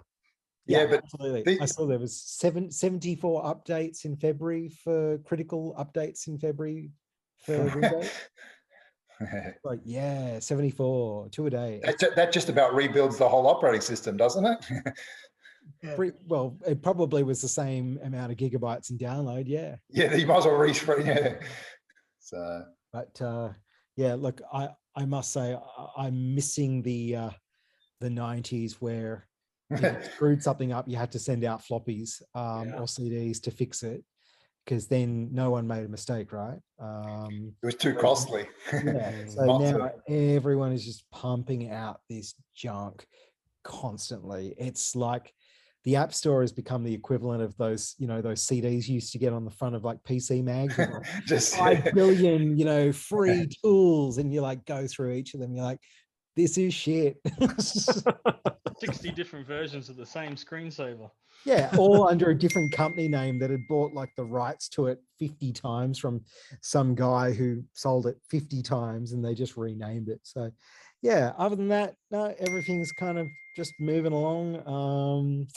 I'm in the museum this weekend, and I finished my library up here and just getting things together. I've slowed down on buying stuff from the US though.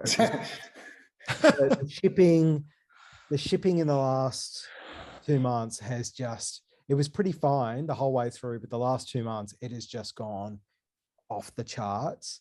Is that price wise? Oh yeah, I spent nearly $20,000 on shipping last year, and I was just like, what the hell am I doing? And I've got everything I can possibly ever need now. I really don't need anything else. The only kind of buy that I bought recently that I was happy about was one of the Apple IIe video overlay cards. Oh, yeah. So I somehow got one new in the box. So it's got all the software, it's got all the cabling. So I want to really get a 2E set up with that, my old video camera, like a Super 8 from the late 80s. And I've got a Lego Dacta system brand new in the box, which I've been itching to get out for the longest of times, and do some Lego Dacta on a 2GS. I think that's going to be pretty awesome. Cool. Very cool. All right. Mav. Mate, how you going? Good. How are you? I nearly forgot about it, so I joined. Johnny come lately today. How's everyone? Yeah, good. Surviving the great thunderstorm.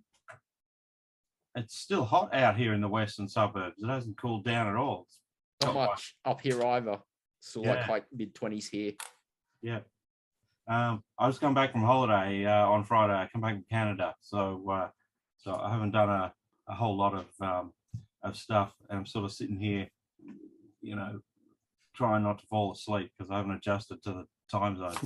First holiday in since 2019, so that was pretty cool. On That was a really short one. 2 weeks. That's short for there. Well, I mean, I'm self-employed, so I can't afford to have every day I have off. I have to make up now when I get back. I've got a list like this of eBay things to build and send, so I'm sort of working my way through that. But the holiday there was mostly your typical touristy type thing. But on the last day before I was flying out, a friend of mine goes, "Just heard of a deceased estate of vintage computer stuff." And it's about halfway between where I was staying in Niagara Falls and the airport at Toronto. So I said, we should go early and go and check this place out. How's your excess baggage? And I actually had no space left in my excess baggage, but it was the Psychological or computers? Yeah, well, yeah. Throw those clothes out, don't need them. And obviously, my friend and I were contacted because of our involvement in the Tandy world. But once we got there, there was just an amazing amount of everything there. And 8-inch TRS-80s, the ones that I'm having very difficult time to find here. There's 4 of them, but I couldn't possibly afford to bring any of them with me, and I wasn't wasn't time to test them or to see if they were worth spending time on the restore or anything. But it just sort of shows these deceased estates still show up from time to time. These hoarders that collect stuff. The gentleman. Don't be insulting. Say that again, Anthony. I said, don't be insulting hoarders that collect stuff. Come on. Oh, yeah, I know. Well, this guy was it's not much older than me. He's only about 60 or something. So he was sort of unfortunately past young. And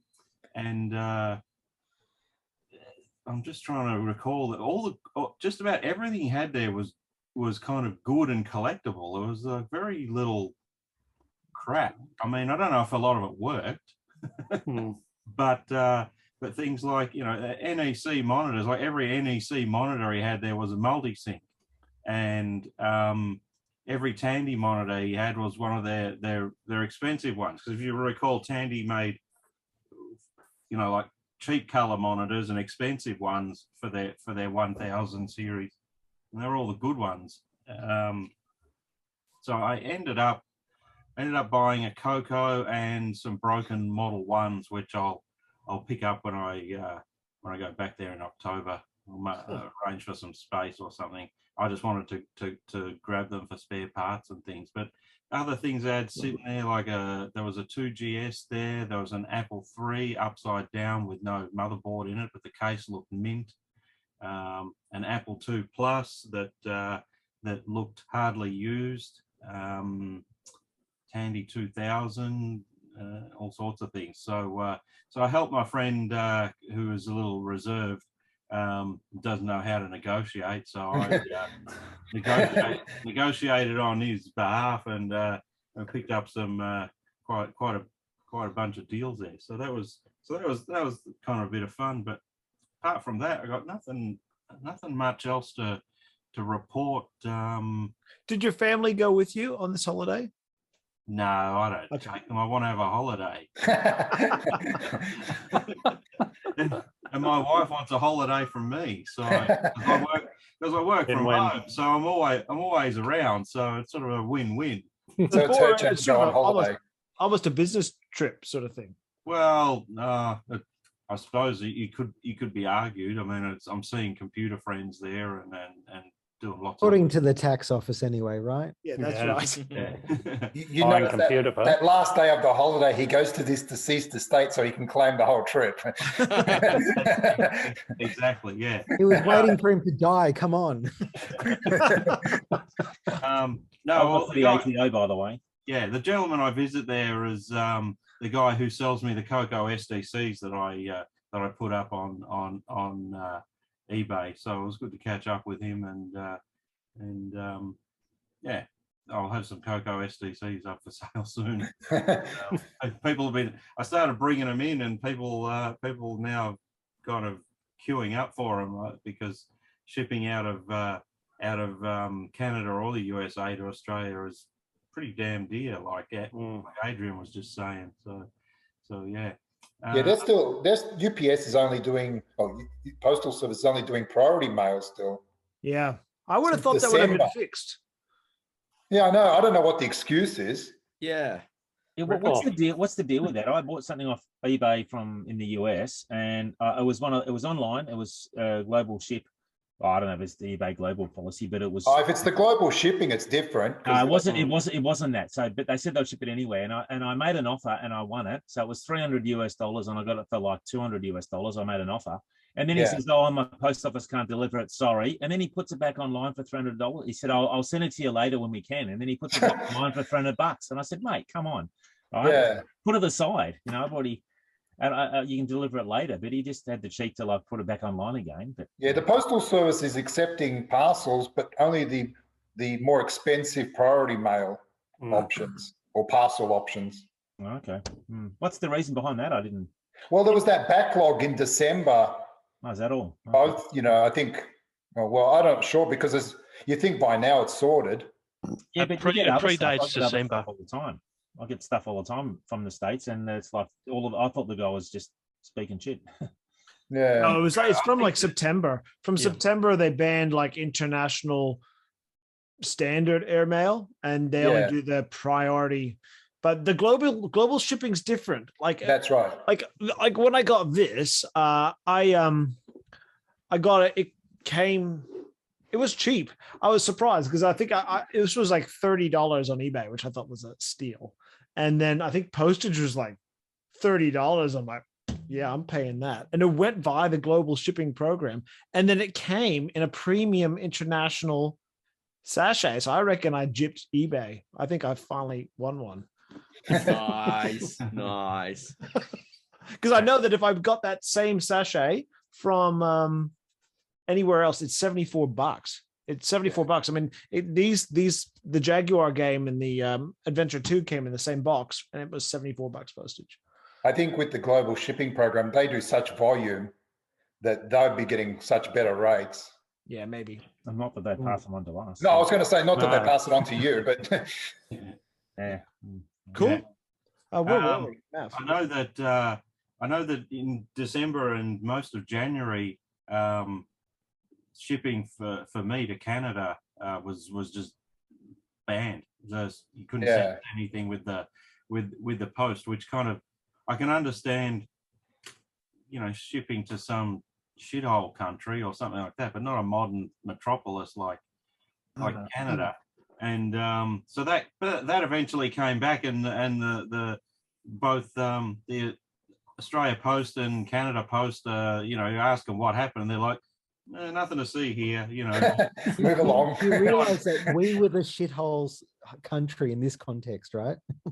No, Canada was. I couldn't sell a thing to Canada. Now you may think, how much stuff do I sell to Canada? But most of the TRS-80 accessories I build and sell go to either of those two countries. So it was really annoying for a little while.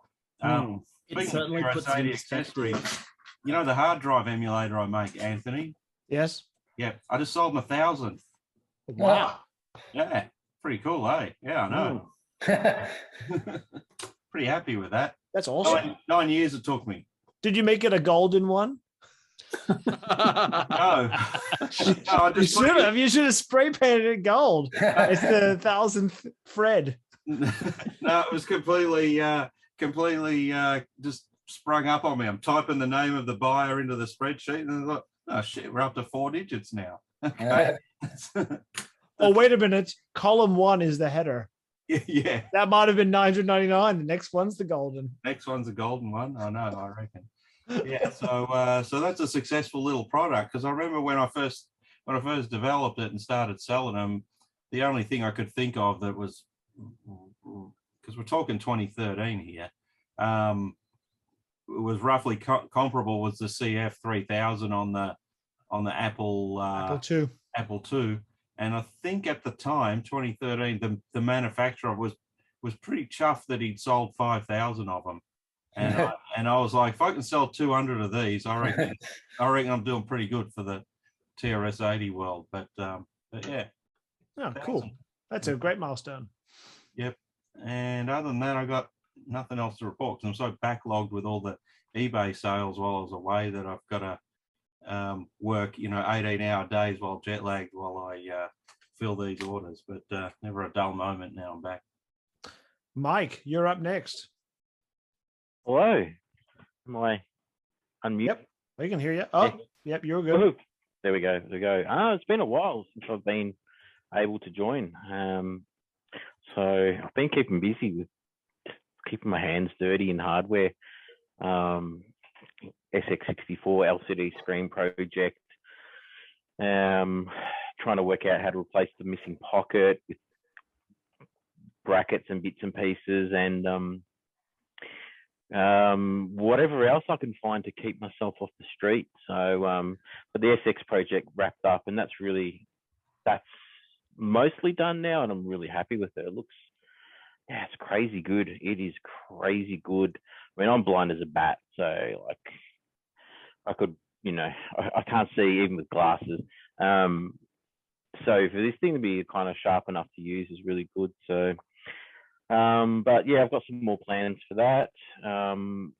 Just got in the mail the other day this little guy. This is cool. I don't know if you guys saw this. It was on Lemon. It's, you whack a Raspberry Pi Zero on it. The Raspberry Pi Zero. Don't say that. Oh no, it's the theme. It's today's theme. Is the Raspberry Pi. It is, and I actually managed to get one, so I'm pretty happy. And what it does is you put BMC 64 on that, and it uses a 64 as like the host. So the keyboard on your 64 and the control ports become available to BMC 64. So what is BMC 64 for those who don't know? For those who don't know, it is the bare metal version of Vice for the Raspberry Pi. So there is no OS. There is no underlying Linux operating system at all. And originally, Randy Rossi developed it, and it just kind of brought, I guess, emulation on the Pi, 64 emulation on the Pi to a new level, because it was bare metal, it was faster, it was more responsive, less lag, and you get a boot up in 4 seconds. It's almost, not quite, almost as quick as a 64. So you've got me confused. So why do you want to put a Raspberry Pi in a cartridge slot so you could be a Commodore 64? Now, here's the rub. So he also went on to take the other Vice applications, X128, the Commodore 128, PET, XPET, the +4 emulator, the Commodore 16 emulators, and he wrapped them all up into BMC 64. So you now have a menu. So when you launch this thing, you can flick between the 64 mode, which, as you pointed out, you'd be kind of, why would you? But you can flick into 128 mode, or you can flick into +4 or 16 or PET. And that's probably the part that kind of, I guess, tickled my fancy. Was not that I've got a huge interest in the +4 or even the PET for that matter. But I thought, if I'm going to have a play, how cool will it be to still be on Commodore hardware, even if it's really just using the keyboard and the control port. So I don't know if the guys how many he's made, but he did a first run which I missed out on, and he's done a second run. So if you look on the Lemon emulation forum, you'll see a thread there from him.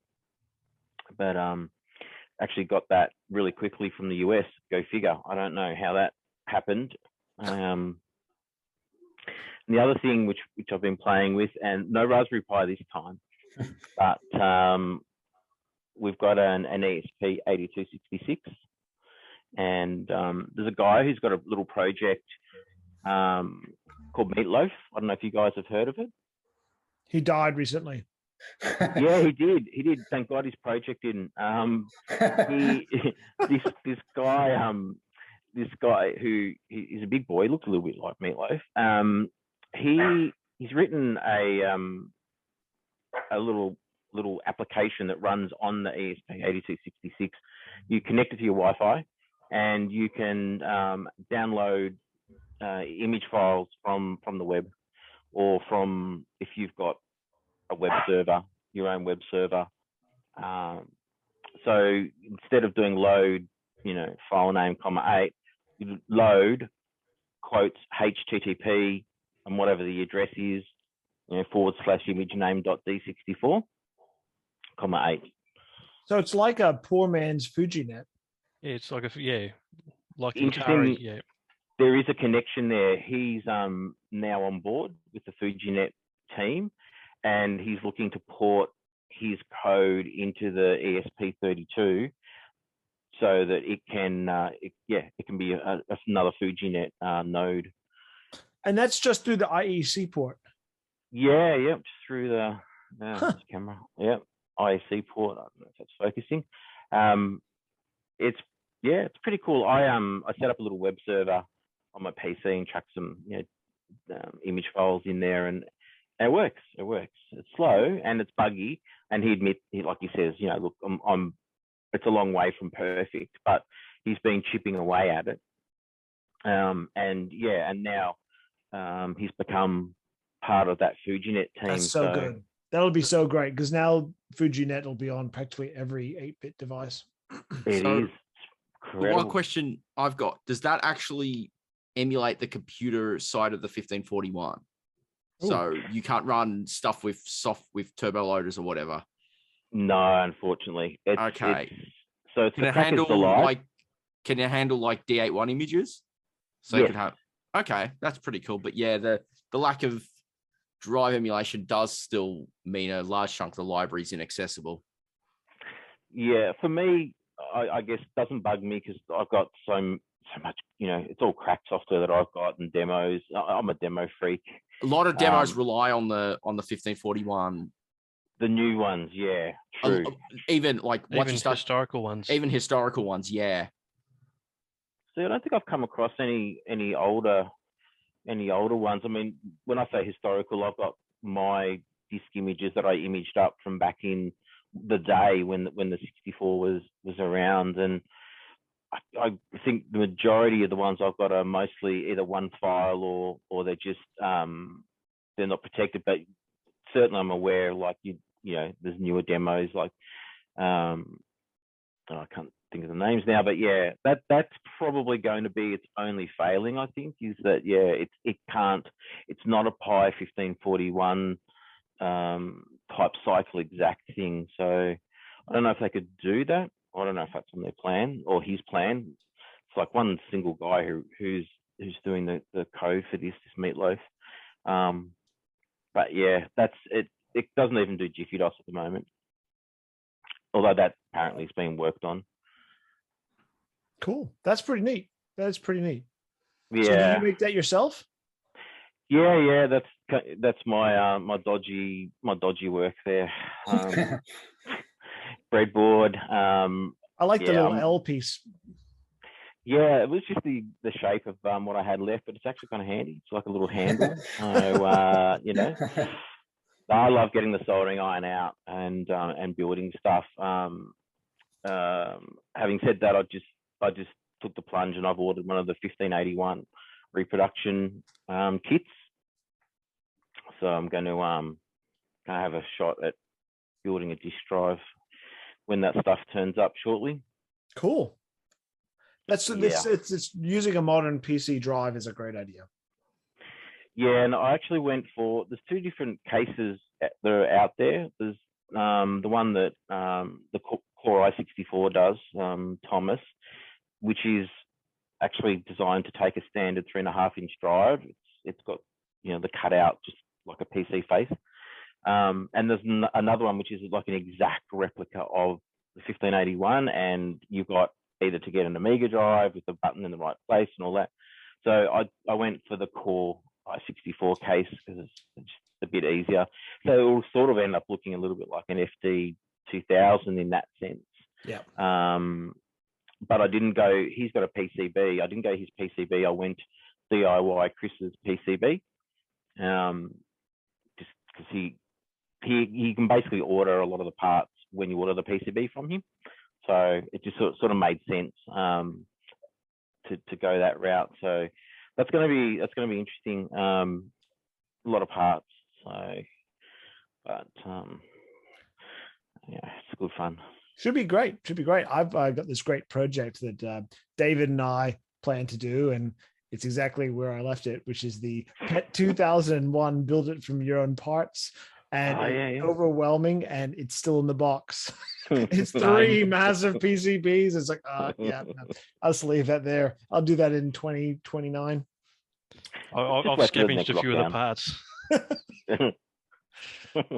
Cool. Yeah, that happens. I must admit, I've had a few projects where they've laid around for a while, and you like need a couple of ICs or caps or whatever, and you're like, oh yeah, that's right, they came with that. I need that. So, but yeah, I think that's pretty much about it. So it's just cool. I love finding these projects, and there's so many of them out there. It's pretty amazing when you when you think about these 30, 40-year-old machines we've got, and there's just so many projects out there. And I don't mind buying them when they're pre-built, but I also don't mind breaking out the soldering iron and and putting them together. And it just amazes me that we've got so many things out there, and it's not stopping. It's like every month there seems to be something new. So it's pretty amazing. It's pretty amazing. It is indeed. Doug, you've been waiting a long time. We're finally at you. Totally cool. What have I been working on? I recapped my Terra Rossetti Model 100. As a techo for a very, very long time, I was a trainee in the 80s. I've looked at the whole recap world and just gone, really? And then I actually started looking inside some of the older gear that I forgot, and I've gone, oh, actually, maybe this is a little bit real.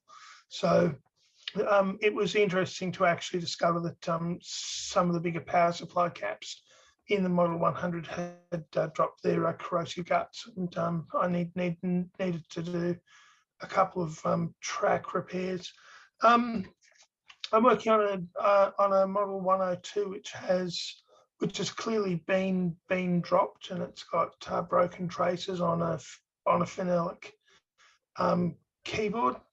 I have been spending some time in this wonderful HP 41 world, where the standard failure mode is the entire calculator is held together with pressure connections against a golden strip, and over time, cased screws pull the spigots out, and you end up having to re-glue the spigots so that you end up getting the pressure again. Lo and behold, it just works. And I've been spending a whole pile of time talking about this. Sorry to make everyone seasick. Talking about this modern world where everyone's playing with our stuff. This is a machine which is called an N8, and it's really truly 3.5-inch floppies. I'll just lift it up. Lo and behold, there's a little Jaguar switch mode power supply, Z180C CPU, interesting MSX style video controller, SD card in there to do storage, and 3.5-inch floppy, which is this thing's part of what's called the RC2014 universe. Yeah. No, Okay. it isn't. That's nonsense. RC2014 is a different group, but tell you what, runs CPM, and it runs CPM really, really fast. I had no idea that CPM, as a person who, I built my first CPM box in 1980, probably 85. And I ran that through until the late 80s when I got my first XT. The CPM as it runs in that thing is chalk and cheese, just absolutely blindingly fast. And I suspect that it's just because it runs at like 10 megs. You know, every other CPM system in other world ran at 2 megs, 4 megs, whatever, and you double clock speed, and lo and behold, it becomes amazing. Yeah, that's my world. I'm waiting for a shipment of a whole pile of S100 cards, so that I can continue building my IMSI out. I recently was an absolute heathen and took the 110 volt linear power supply out of it and decided to install switching supplies. All of a sudden, I can lift it now without requiring a crane. And I can switch it on without thinking, oh, have I got that plugged into the step-down transformer? And all of a sudden, it makes it nice to use. So who did I see who had some pet gear in the background? Dave, I see that you've got some pet gear in the background. I'm really close to doing exactly the same thing with my pet 4032, which again is a 110 volt unit.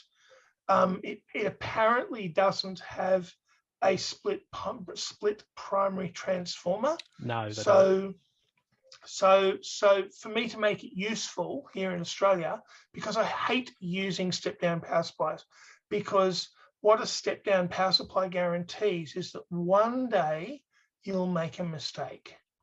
Just at one day. Yeah, you're right. But the other thing is too, I've got one that is 110 volts. It's one I imported from the US, and it actually has a US plug on there. So there's actually it's actually true. Yeah. So that way, there's no way I can plug that one in.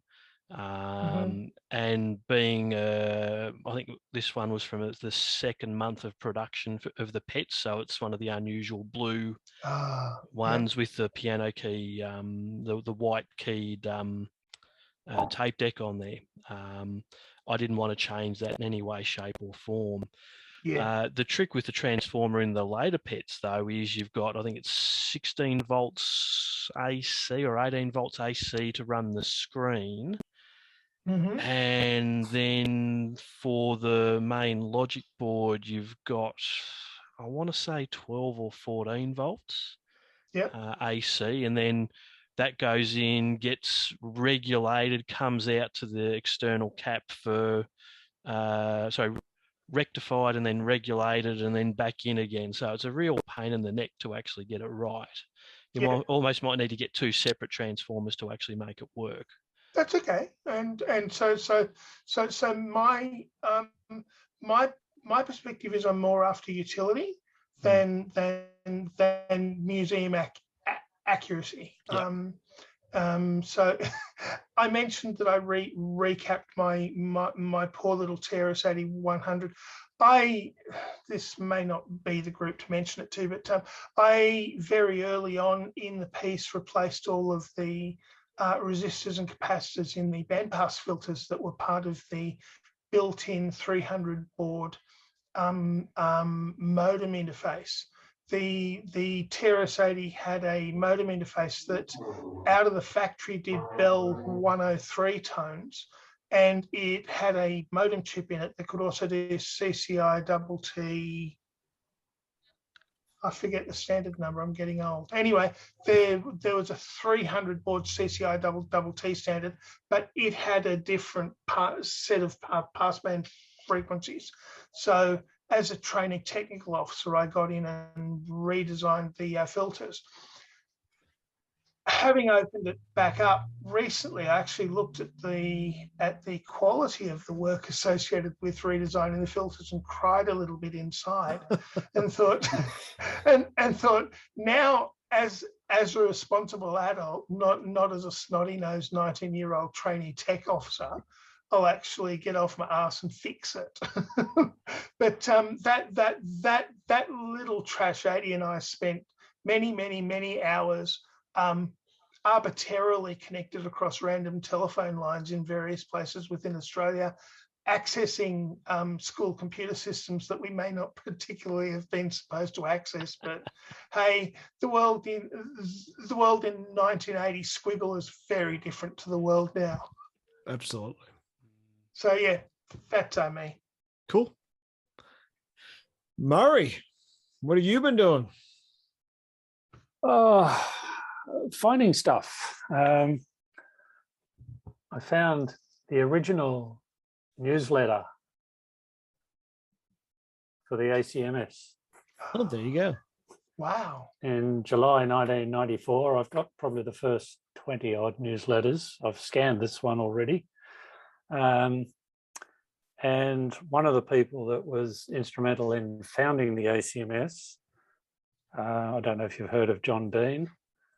He was also one of the developers of Wi-Fi, working for CSIRO. And his daughter contacted us recently, so I've managed to pick up some stuff from him. And there's a little device here. Anybody have an idea what that is? It looks like a manual machine for punching a paper tape. Yes. Yeah, Correct. it's It a is. manual tape perf. For correcting mistakes. It's CSIRO plant number. Like one of those. Which is still got the engraving on it. Yeah, so that's interesting. And you had this monster of a thing. A core memory.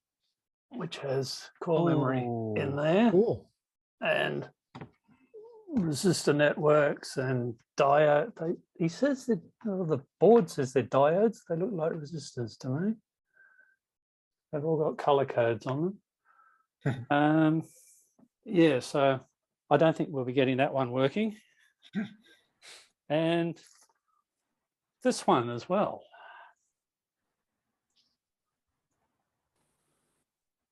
Oh. It's a shift counter. I'm sorry, does that say celiac? It did. And unfortunately, we won't get this one working either because somebody has cut wires off the back of it. Ooh. Interesting. That is history. It That's is. quite cool. So, yes, I've been going through some of his collection. There's still more stuff to get. But we'll have to wait until after next weekend for that because I'll run out of time. Cool.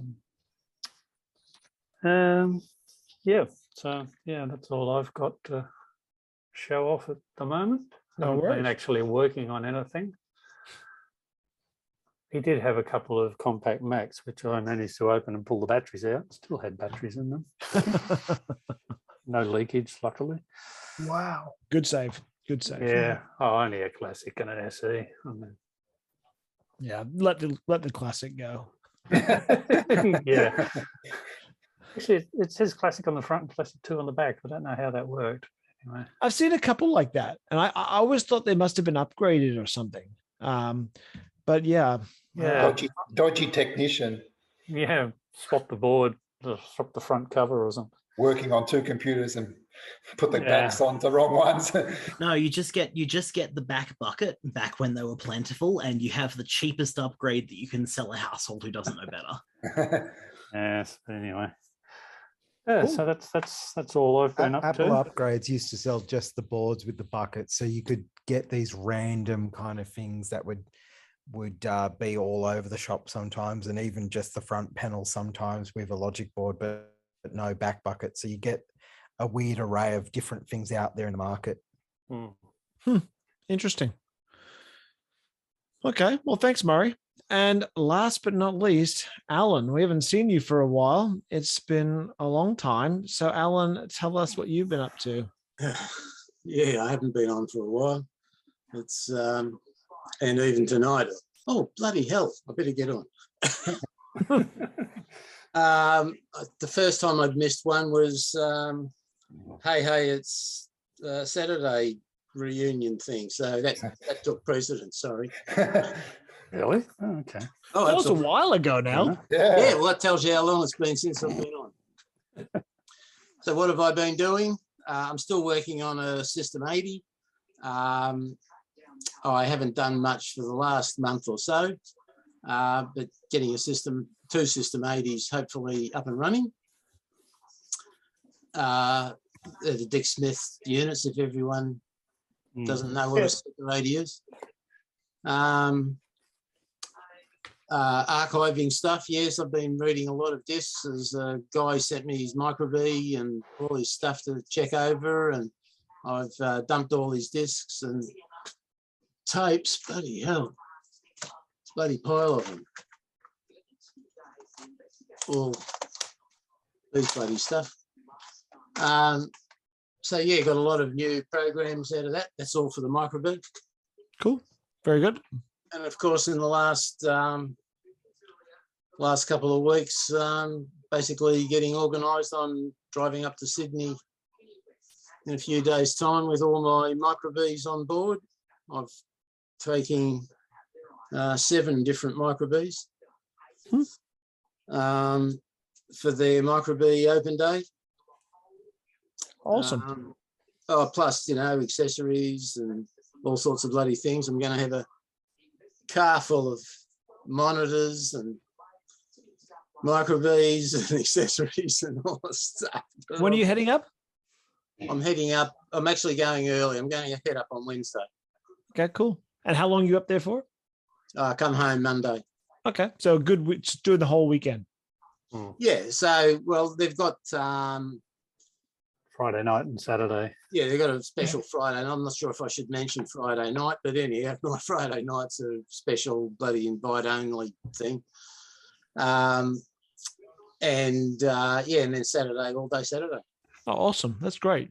So we've got Owen Hill's coming.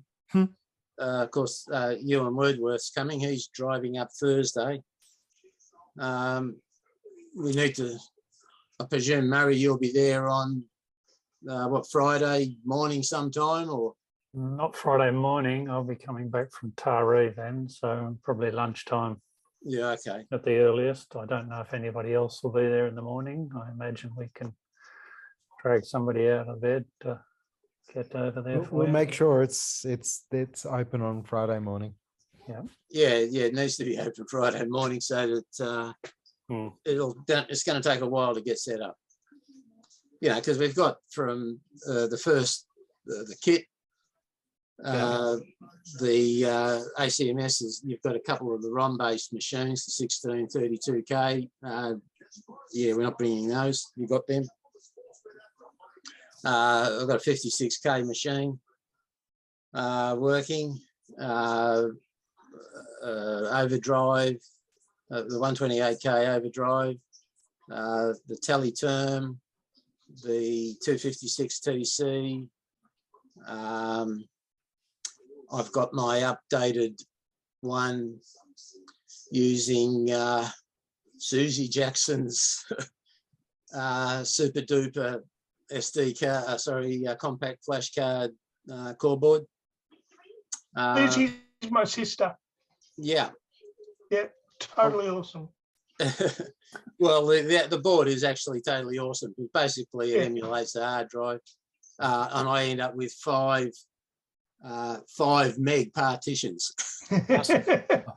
on a micro B that files are normally 10K long. Yeah. Yes. Impossible. It makes it ought to be enough for anyone. Well, I've got multiple compact flashes. One for games. I've got one for my educational stuff, but that's far from finished. I need to make another one up.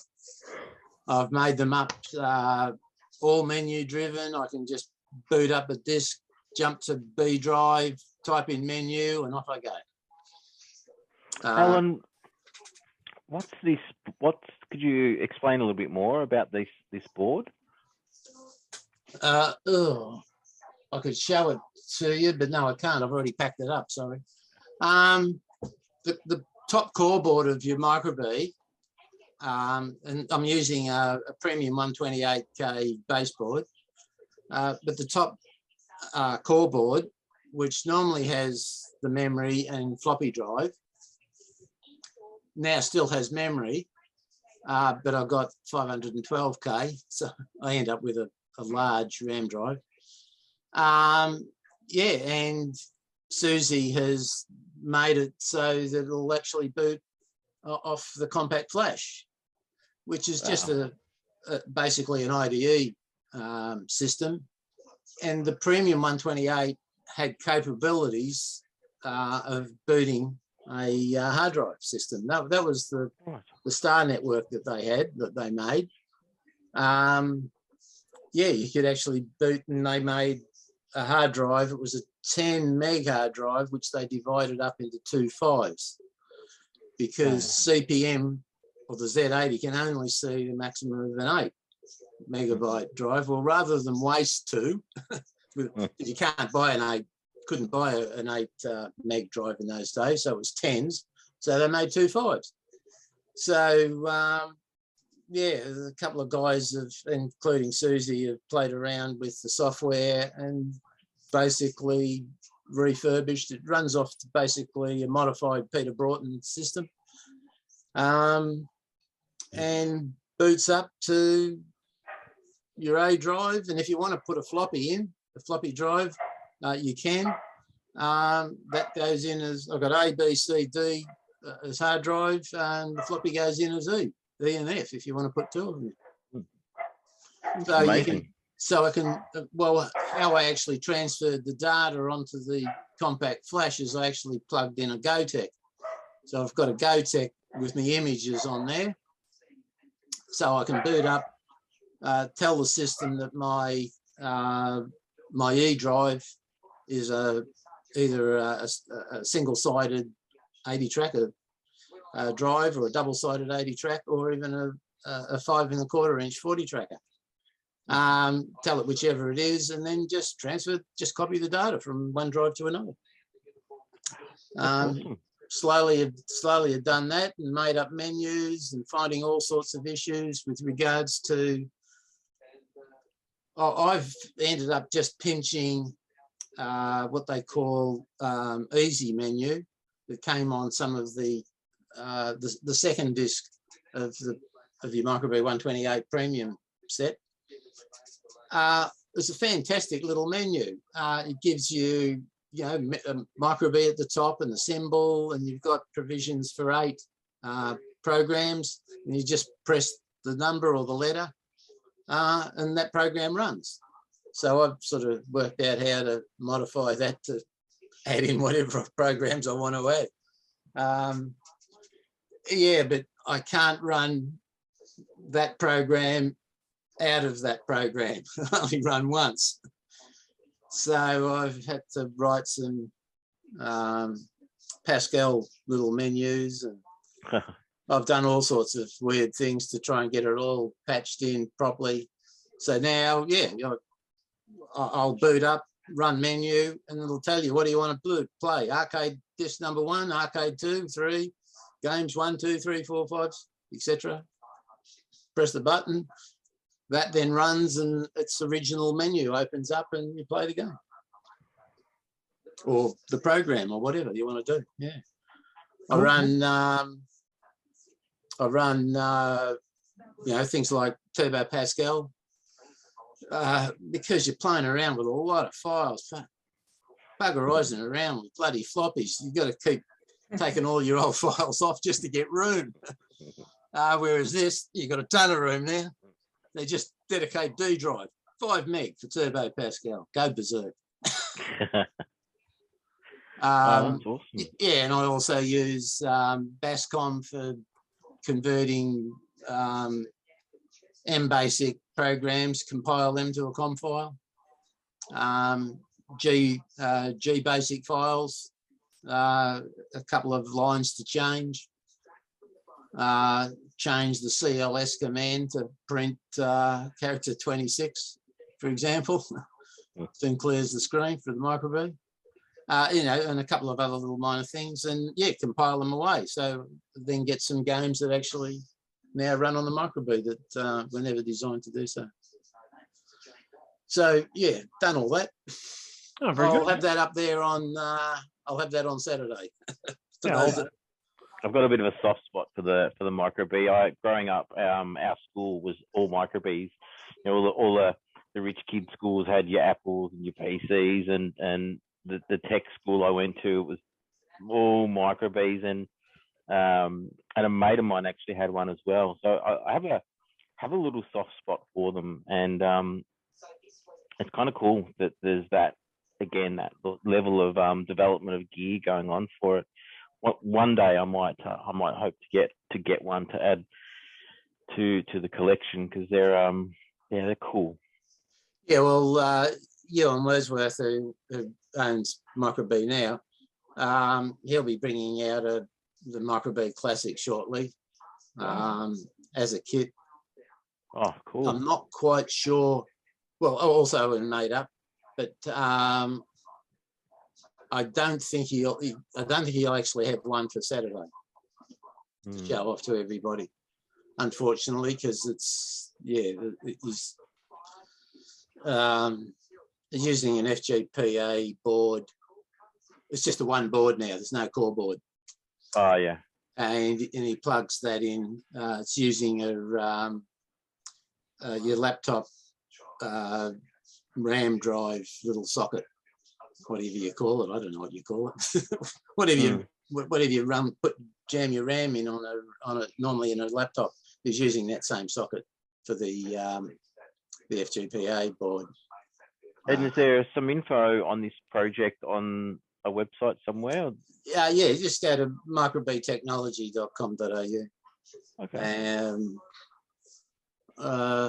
on, see if I can quickly. Micro B technology sheet. Funny, it comes up straight away. Products. Where are we?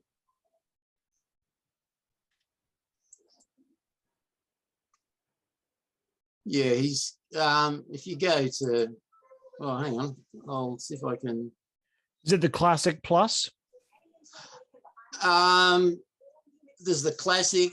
I'm bloody losing track of names, to be quite honest. There's the Classic Plus, because he brought out about 8 years ago the Premium Plus, because he, as he bought the company, he ended up with all their hardware, of course, and he had 105 cases, or to be able to make up a 128K Premium. The case, the baseboard, and the core board, they were made in Hong Kong.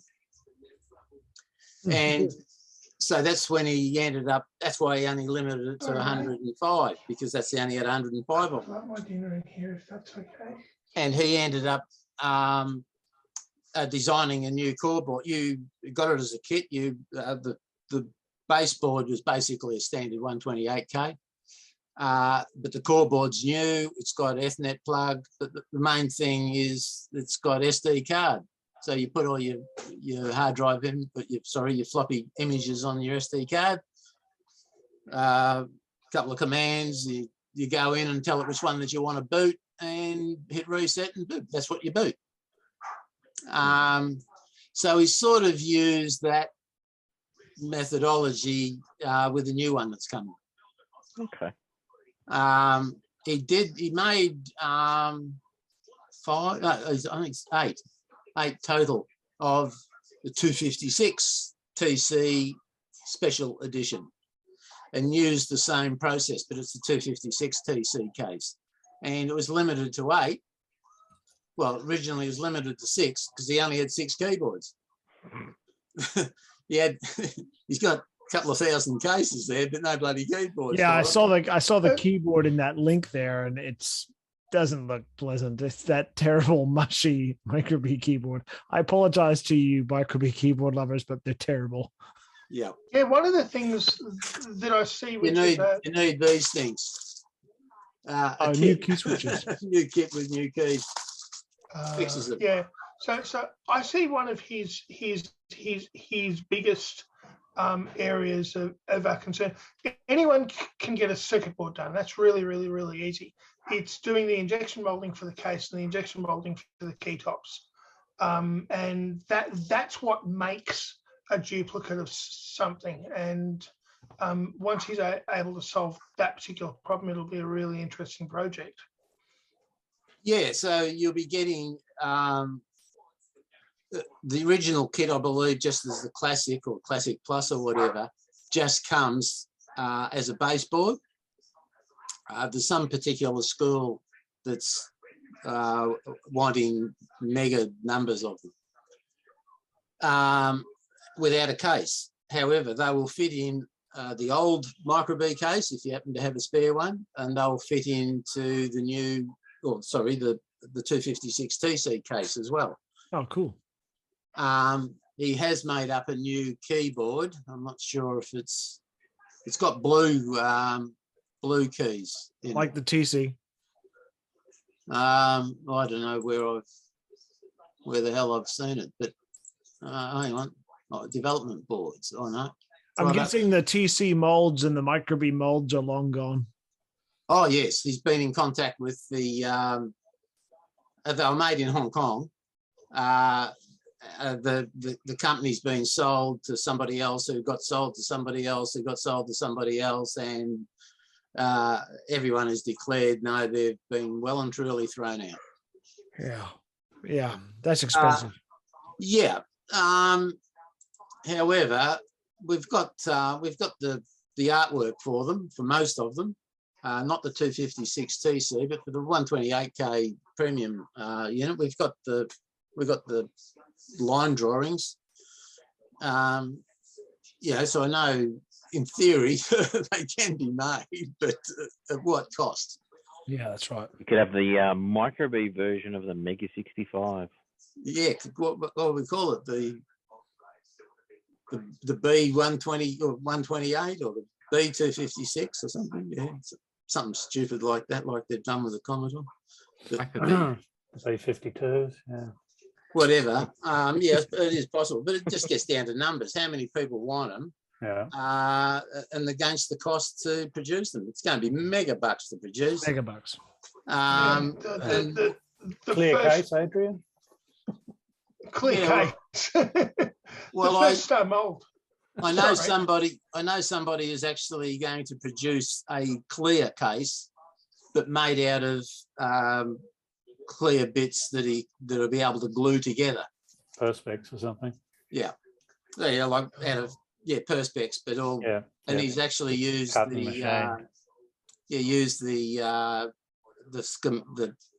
call them schematics of the actual case with all the dimensions and everything. So he's used those to make them up. So that sounds like a lot of work. Well, some people have got nothing else better to do. True. Like very true. I'll look around. We've all got things that we haven't got time for. Yeah. Future projects. Yeah. Yeah. He's got a micro:bit and he's got no case for it. So what do? You can't buy one. Put it on Kickstarter. Sell 3,000 of them. Yeah, okay. And you might sell 100. Yeah, that's right. Yeah. Make your own wooden case and call it a micro:bit 1. Yeah. Yeah. I have a small business that makes clocks, and electronic clocks, and one of my products, I actually went out to talk to someone about getting an injection molded case done, and the it's actually beautifully simple. You spend your $10,000 for someone to build the injection mold. You do a couple of test runs. You then spend your $3,000 to get someone to fix the mold so that it's correct. And then how many thousand of them would you like, sir? It is not a technology to make 100 of anything. Yeah, correct. Correct. Absolutely. And 3D printing, I don't think is good enough. You couldn't 3D print one. You might get away with the base, but certainly the top two pieces you wouldn't get away with it. I'm sure somebody will try. Great. Yeah. Anyway, I'm just moving right along. Is there anything else that you've been up to other than that? No, that'll do for the time. Yeah, cool. Other than all come up on Saturday, Friday, or Saturday, and check out all the microbees. Cool. Very good. All right, guys, before we wrap this up, is there anything else we want to talk about? Just on the topic of new injection moldings, a while back, I was able to get one of the new C64C cases. Yep. There was a project running around the same time called, I think, Prism. It was for new injection molded keycaps. Has anyone heard anything about those? I heard. There's not the Jim Drew thing. Jim Drew, who's that? I think Prism's the one that it failed. It disappeared. Jim Drew came along. He's a guy. He runs a website called cbmstuff.com. cbmstuff.com I'm familiar with. Yeah, no, I'm looking at the the last phase 5 they were called, pardon me. Yeah. Not Prism, phase 5. I think they went to ground. But if you're after new keycaps, the Jim Drew keycap Kickstarter thing that he did is done. He's got keycaps I think ready to be produced now. Yeah. And if you weren't part of the original Kickstarter, you can order keycap sets from his website, or you will be able to shortly. Okay. I have the C64s here. I haven't got any of them running yet either, for some reason. Like they glow, they go, but I haven't got any video output from them. I think it's because the cable I wired up was somehow shonky. Is that the same phase 5 of the infamous missing ground plane fame, or the Amiga accelerator, where they did the phase 5 did a Amiga accelerator and forgot to put the ground plane in the board? I'm going to quickly look that up. I know phase 5 made accelerators, but I don't know about that. Yeah, phase 5 Blizzard. Yeah, they totally stuffed up the board and then didn't do any refunds or anything, and then it became a real big schmozzle. Okay, so these. Hang on, is this place based in wow. I could really use this being in English, Rain. Needless to say, they don't have any. No.